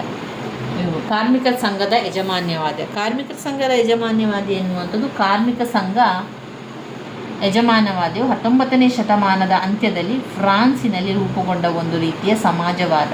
ಕಾರ್ಮಿಕ ಸಂಘ ಯಜಮಾನ್ಯವಾದದ ಇಂಗ್ಲಿಷ್ ಪದವಾದ ಸಿಂಡಿಕಲಿಸಮ್ ಎಂಬುದು ಕಾರ್ಮಿಕರ ಸಂಘ ಎಂಬ ಪದಕ್ಕೆ ಸಮಾನಾರ್ಥಕ ಫ್ರೆಂಚರ ಸಿಂಡಿಕೇಟ್ ಎಂಬುದರಿಂದ ನಿಷ್ಪನ್ನವಾಗಿದೆ. ಆದ್ದರಿಂದ ಈ ಸಿದ್ಧಾಂತಗಳು ಧಾರ್ಮಿಕ ಸಂಘಗಳ ಆದ್ಯತೆಯನ್ನು ಸೂಚಿಸುತ್ತದೆ. ಜಾರ್ಜ್ ಸೊರೆಲ್ ಮತ್ತು ಫರ್ನಾಂಡ್ ಪೆಲ್ಯೂಟರ್ ಈ ಸಿದ್ಧಾಂತದ ಪ್ರಮುಖ ಪ್ರತಿಪಾದಕರು. ಕಾರ್ಮಿಕ ಸಂಘ ಯಜಮಾನ್ಯವಾದವನ್ನು ಕಾರ್ಮಿಕ ಸಂಘಗಳ ನವ ಸಮಾಜ ಬುನಾದಿ ಎಂದು, ಈ ನವ ಸಮಾಜವನ್ನು ಸ್ಥಾಪಿಸುವ ಸಾಧನವೆಂದು ತಿಳಿಸುವಂತಹ ಸಾಮಾಜಿಕ ಸಿದ್ಧಾಂತ.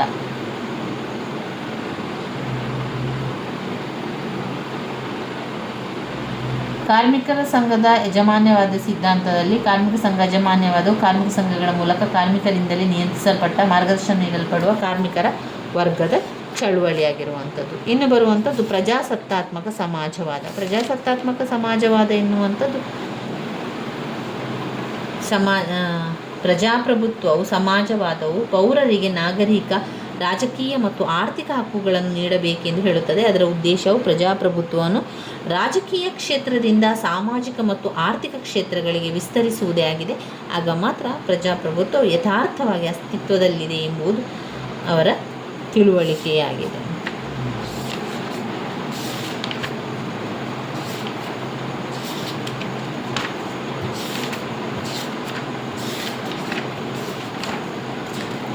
ಇನ್ನು ಬರುವಂತಹ ಘಟಕ 23. ಇದರಲ್ಲಿ ನಾವು ಕಲ್ಯಾಣ ರಾಜ್ಯದ ಬಗ್ಗೆ ತಿಳ್ಕೊಳ್ಬೇಕು. ಕಲ್ಯಾಣ ರಾಜ್ಯದ ಪರಿಕಲ್ಪನೆ, ಅರ್ಥ. ಕಲ್ಯಾಣ ರಾಜ್ಯ ಅಂದರೆ ಏನು?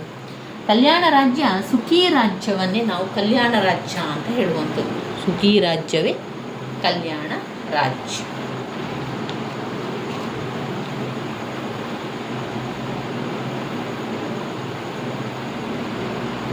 ಕಲ್ಯಾಣ ರಾಜ್ಯದ ಪರಿಕಲ್ಪನೆಯಲ್ಲಿ ಡಿ.ಎಚ್. ಕೋಲ್ ಅವರ ಪ್ರಕಾರ ಯಾವ ಸಮಾಜದಲ್ಲಿ ಪ್ರತಿಯೊಬ್ಬ ಪ್ರಜೆಗೂ ಕನಿಷ್ಠ ಜೀವನದ ಮಟ್ಟ ಮತ್ತು ಸೌಲಭ್ಯಗಳ ಭರವಸೆ ಇದೆಯೋ ಅದೇ ಕಲ್ಯಾಣ ರಾಜ್ಯ. ಯಾವ ಸಮಾಜದಲ್ಲಿ ಪ್ರತಿಯೊಬ್ಬ ಪ್ರಜೆಗೂ ಕನಿಷ್ಠ ಜೀವನ ಮಟ್ಟ ಮತ್ತು ಸೌಲಭ್ಯಗಳ ಭರವಸೆ ಇದೆಯೋ ಅದೇ ಕಲ್ಯಾಣ ರಾಜ್ಯ.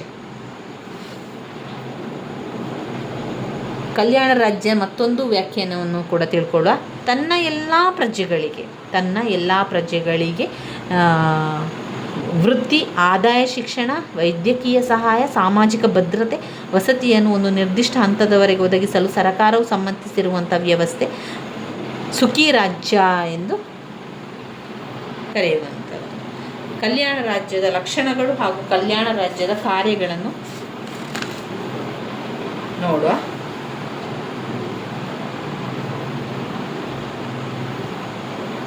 ಕಲ್ಯಾಣ ರಾಜ್ಯದ ಲಕ್ಷಣಗಳು ಈ ರೀತಿಯಾಗಿದೆ. ರಾಜ್ಯದ ಕಾರ್ಯಗಳು ತೆರಿಗೆ ವಸೂಲಿ, ಶಾಂತಿ ಮತ್ತು ಸುವ್ಯವಸ್ಥೆ ಏರ್ಪಡಿಸುವುದು ಇವುಗಳಿಗಷ್ಟೇ ಸೀಮಿತವಾಗಿರದೆ ಜನ ಕಲ್ಯಾಣ ಸಾಧಿಸಲು ಅಗತ್ಯವಿರುವ ಎಲ್ಲ ಕಾರ್ಯಗಳನ್ನು ಕೂಡ ಒಳಗೊಂಡಿರುತ್ತದೆ. ಪಾಯಿಂಟ್ ನಂಬರ್ 2, ಜನರ ಜೀವನವನ್ನು ಆರ್ಥಿಕ ಹಾಗೂ ಸಾಮಾಜಿಕವಾಗಿ ಉತ್ತಮಗೊಳಿಸುವುದು ಸರ್ಕಾರದ ಮುಖ್ಯ ಗುರಿಯಾಗಿರುತ್ತದೆ. ಸರ್ಕಾರವೇ ವೈದ್ಯಕೀಯ ಸೌಲಭ್ಯಗಳನ್ನು ಒದಗಿಸಿ ಜನತೆಯ ಆರೋಗ್ಯ ರಕ್ಷಣೆಗೆ ಸೂಕ್ತ ಕ್ರಮ ತೆಗೆದುಕೊಳ್ಳುವಂಥದ್ದು. ಅನಕ್ಷರತೆ, ನಿರುದ್ಯೋಗ, ಬಡತನದ ನಿರ್ಮೂಲನೆಗೆ ಸರ್ಕಾರವು ಸೂಕ್ತ ಕ್ರಮ ತೆಗೆದುಕೊಳ್ಳುತ್ತದೆ. ಜನರ ಬೇಡಿಕೆಗಳನ್ನು ಈಡೇರಿಸಲು ಶಾಲೆಗಳು, ಆಸ್ಪತ್ರೆಗಳು, ಇತರ ಸಂಸ್ಥೆಗಳನ್ನು ಸ್ಥಾಪಿಸಲಾಗುತ್ತದೆ. ವ್ಯಕ್ತಿಯ ವ್ಯಕ್ತಿತ್ವಕ್ಕೆ ಗೌರವ ಕೊಡುತ್ತದೆ, ತಾರತಮ್ಯಕ್ಕೆ ಅವಕಾಶ ಕೊಡುವುದಿಲ್ಲ, ಎಲ್ಲರಿಗೂ ಕೂಡ ನ್ಯಾಯ ದೊರಕಿಸಿಕೊಡುವಂಥದ್ದು. 6ನೇ ಪಾಯಿಂಟ್, ಬಡವರು ಹಾಗೂ ದುರ್ಬಲರನ್ನು ಕೈಬಿಡದೆ ಅವರ ನೆರವಿಗೆ ಹೋಗುತ್ತದೆ, ಇವರ ಅಭಿಪ್ರಾಯಕ್ಕೂ ಅವಕಾಶವನ್ನು ಕಲ್ಪಿಸಿಕೊಡುತ್ತದೆ. 7ನೇ ಪಾಯಿಂಟ್, ಸಮಾಜದ ಹಿತದೃಷ್ಟಿಯಿಂದ ಆರ್ಥಿಕ ಹಾಗೂ ಇತರ ಚಟುವಟಿಕೆಗಳನ್ನು ನಿಯಂತ್ರಿಸುತ್ತದೆ, ಶೋಷಣೆಗೆ ಅವಕಾಶ ಕೊಡುವುದಿಲ್ಲ. 8ನೇ ಪಾಯಿಂಟ್, ಕಲ್ಯಾಣ ರಾಜ್ಯವು ಮುಕ್ತ ಆರ್ಥಿಕ ವ್ಯವಸ್ಥೆಯ ನೀತಿಗೆ ವಿರುದ್ಧವಾಗಿದೆ, ಅದು ಮಿಶ್ರ ಆರ್ಥಿಕ ವ್ಯವಸ್ಥೆಯೊಂದಿಗೆ ಮುಕ್ತ ಸಮಾಜವನ್ನು ಘೋಷಿಸುತ್ತದೆ. ಇನ್ನು ಕಲ್ಯಾಣ ರಾಜ್ಯದ ಕಾರ್ಯಗಳ ಬಗ್ಗೆ ತಿಳ್ಕೊಳ್ಳುವ.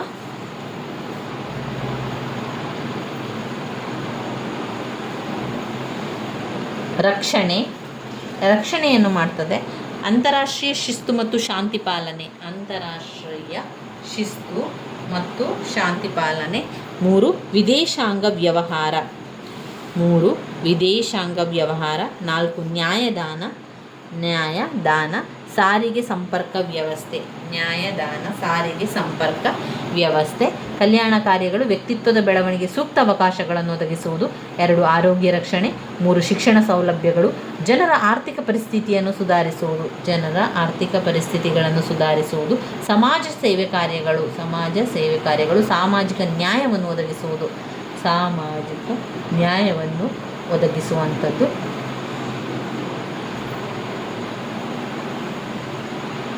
ಇವಿಷ್ಟು ಕಲ್ಯಾಣ ರಾಜ್ಯದ ಕಾರ್ಯಗಳಲ್ಲಿ ನೀವು ಬರಿತಾ ಹೋಗಬೇಕು. ಅದರ ವಿವರಣೆಯನ್ನು ಸ್ವಲ್ಪ ನೋಡ್ಕೊಳ್ಳಿ ಏನಿದೆ ಅಂತ ಹೇಳಿ.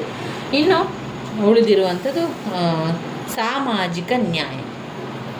ಸಾಮಾಜಿಕ ನ್ಯಾಯದಲ್ಲಿ ಗಾಂಧೀಜಿಯವರು ಮತ್ತು ಅಂಬೇಡ್ಕರ್ ಅವರ ಬಗ್ಗೆ ಇರುವಂಥ ವಿಚಾರಗಳಾಗಿದೆ. ಇಲ್ಲಿ ಸಾಮಾಜಿಕ ನ್ಯಾಯ ಅಂತ ಬಂದಾಗ ಅಂಬೇಡ್ಕರ್ ಹಾಗೂ ಗಾಂಧೀಜಿಯವರು ಅವರು ಒಂದೇ ರೀತಿಯ ಯೋಚನೆಗಳನ್ನು ಮಾಡ್ತಾ ಇದ್ರು. ಅದರಲ್ಲಿ ಸಾಮಾಜಿಕ ನ್ಯಾಯ ಅಂತ ಬಂದಾಗ ಗಾಂಧೀಜಿಯವರದು ಮತ್ತು ಅಂಬೇಡ್ಕರ್ ಅವರದು ಒಂದೇ ರೀತಿಯಲ್ಲಿ ಬರಿತಾ ಹೋಗಬೇಕು. ನಂತರ ಇದರಲ್ಲಿ ಸಾಮಾಜಿಕ ನ್ಯಾಯ ಅಂತ ಬಂದಾಗ ಎಲ್ಲ ರೀತಿಯ ನ್ಯಾಯ, ಸಮಾನತೆಯನ್ನು ಒದಗಿಸುವುದು, ಶೋಷಣೆ ರಹಿತ ಸಮಾಜ ಸ್ಥಾಪನೆ ಮಾಡುವಂಥದ್ದು. ಆಮೇಲೆ ನೈತಿಕ ಆಧ್ಯಾತ್ಮಿಕ ಅಂಶಗಳನ್ನು ಬರೆಯುವಂಥದ್ದು. ನೈತಿಕ ಆಧ್ಯಾತ್ಮಿಕ ಅಂಶ,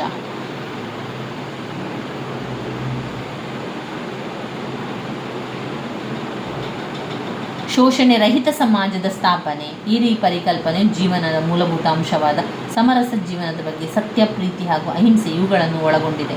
ರಾಜಕೀಯ, ಸಾಮಾಜಿಕ, ಆರ್ಥಿಕ, ವಿದ್ಯಾಭ್ಯಾಸ ಇವುಗಳು ಎಲ್ಲವನ್ನು ಸೇರಿದಂತೆ ಗಾಂಧೀಜಿಯವರ ದೃಷ್ಟಿಯಲ್ಲಿ ಒಂದು ಸಮಾಜವು ತನ್ನನ್ನು ತಾನೇ ಪರಿಶೀಲನೆಗೆ ಗುರಿಪಡಿಸುವುದರಿಂದ ಸಮಾಜದಲ್ಲಿನ ಆಗುಹೋಗುಗಳನ್ನು ತಿದ್ದುಕೊಳ್ಳಬಹುದು ಎಂದು ಅವರು ಅಭಿಪ್ರಾಯಪಟ್ಟರು. ಗುರಿ ಮತ್ತು ಮಾರ್ಗಗಳ ನಡುವೆ ವ್ಯತ್ಯಾಸ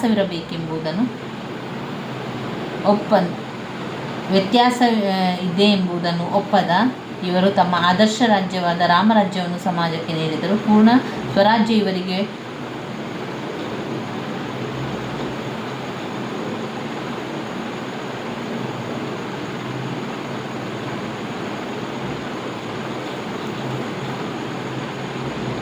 ಅಸ್ಪೃಶ್ಯತೆಯನ್ನು ತೊಡೆದು ಹಾಕಿದರು. ಎಲ್ಲರಿಗೂ ಸಮಾನ ಹಕ್ಕಿಗಾಗಿ ಹೋರಾಟವನ್ನು ಮಾಡಿದರು. ರಾಜಕೀಯವಾಗಿ ಎಲ್ಲವನ್ನು ತಿಳಿಸಿಕೊಟ್ಟರು. ಸಾಮಾಜಿಕ, ಆರ್ಥಿಕ, ವಿದ್ಯಾಭ್ಯಾಸ ಇವುಗಳೆಲ್ಲವನ್ನು ಕೂಡ ಸೇರಿದಂತೆ ಗಾಂಧೀಜಿಯವರ ದೃಷ್ಟಿಯಲ್ಲಿ ಒಂದು ಸಮಾಜವು ತನ್ನನ್ನು ತಾನೇ ಸ್ವತಃ ಪರಿಶೀಲನೆಗೆ ಗುರಿಪಡಿಸುವುದರಿಂದ ಸಮಾಜದಲ್ಲಿನ ಆಗುಹೋಗುಗಳನ್ನು ತಿದ್ದಿಕೊಳ್ಳಬಹುದೆಂದು ಅವರು ಅಭಿಪ್ರಾಯಪಟ್ಟರು. ಗುರಿ ಮತ್ತು ಮಾರ್ಗಗಳ ನಡುವೆ ವ್ಯತ್ಯಾಸವಿರಬೇಕೆಂಬುದನ್ನು ಒಪ್ಪದ ಇವರು ತಮ್ಮ ಆದರ್ಶ ರಾಜ್ಯವಾದ ರಾಮರಾಜ್ಯವನ್ನು ಸಮಾಜಕ್ಕೆ ನೀಡಿದರು. ಪೂರ್ಣ ಸ್ವರಾಜ್ಯದ ಇವರಿಗೆ ಒಂದು ಬಡತನವನ್ನು, ಸ್ವಾತಂತ್ರ್ಯವನ್ನು ಪ್ರತಿನಿಧಿಸುವ ರಾಜ್ಯ ವ್ಯವಸ್ಥೆಯಾಗಿದ್ದು, ವ್ಯಕ್ತಿಯ ಎಲ್ಲ ಸಾಮಾಜಿಕ ಆರ್ಥಿಕ ಚಟುವಟಿಕೆಯ ಕೇಂದ್ರ ಸಮಾನ ಹಕ್ಕಿಗಾಗಿ ಪ್ರಯತ್ನಿಸಿದರು. ಅಸ್ಪೃಶ್ಯತೆಯನ್ನು ತೊಡೆದು ಹಾಕುವುದು, ಸ್ತ್ರೀಯರಿಗೆ ಶಿಕ್ಷಣ ಒದಗಿಸುವುದು, ಸಮಾನತೆಗೋಸ್ಕರ. ಆಮೇಲೆ ಸಾಮಾಜಿಕ ನ್ಯಾಯದ ಬಗ್ಗೆ ಅಂಬೇಡ್ಕರ್ ಅವರ ವಿಚಾರ ನೋಡಿ. ಅವರು ಮೊದಲಿಗೆ ಏನು ಮಾಡ್ತಾರೆ, ವರ್ಣ ವ್ಯವಸ್ಥೆಯನ್ನು ವಿರೋಧ ಮಾಡಿದರು, ಅಸಮಾನತೆಯನ್ನು ತೊಡೆದು ಹಾಕಿದರು, ಅಸ್ಪೃಶ್ಯತೆಯನ್ನು ಹೋಗಲಾಡಿಸಿದ್ರು. ಅಸ್ಪೃಶ್ಯತೆಯ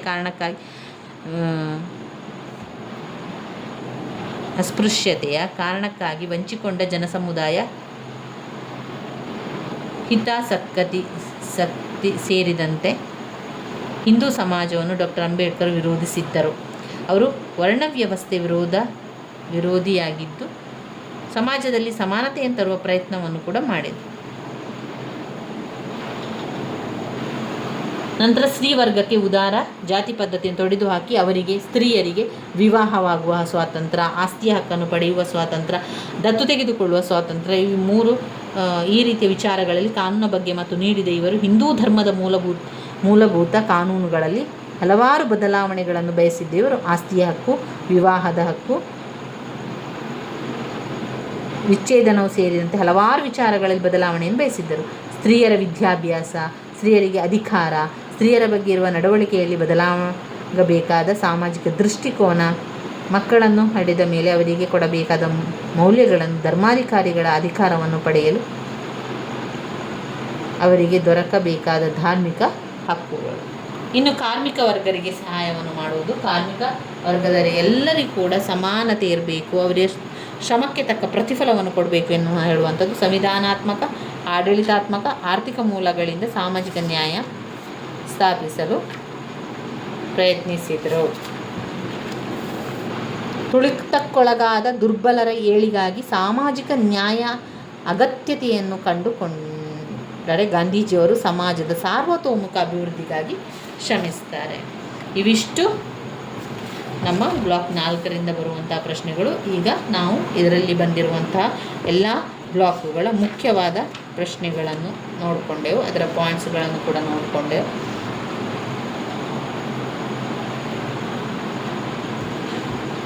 ಇದು ಈಗ ನಮಗೆ ಸಂಪೂರ್ಣ ರಾಜ್ಯಶಾಸ್ತ್ರದ ಎಲ್ಲ ಕೂಡ ಅಭ್ಯಾಸವನ್ನು ಮಾಡಿದ ರೀತಿಯಲ್ಲಾಯಿತು. ನನ್ನ ವಿಡಿಯೋಸ್ ಎಲ್ಲ ನಿಮಗೆ ಇಷ್ಟ ಆಗಿದ್ದರೆ ಲೈಕ್ ಕೊಡಿ, ಶೇರ್ ಮಾಡಿ, ಸಬ್ಸ್ಕ್ರೈಬ್ ಮಾಡಲಿಕ್ಕೆ ಮರಿಬೇಡಿ.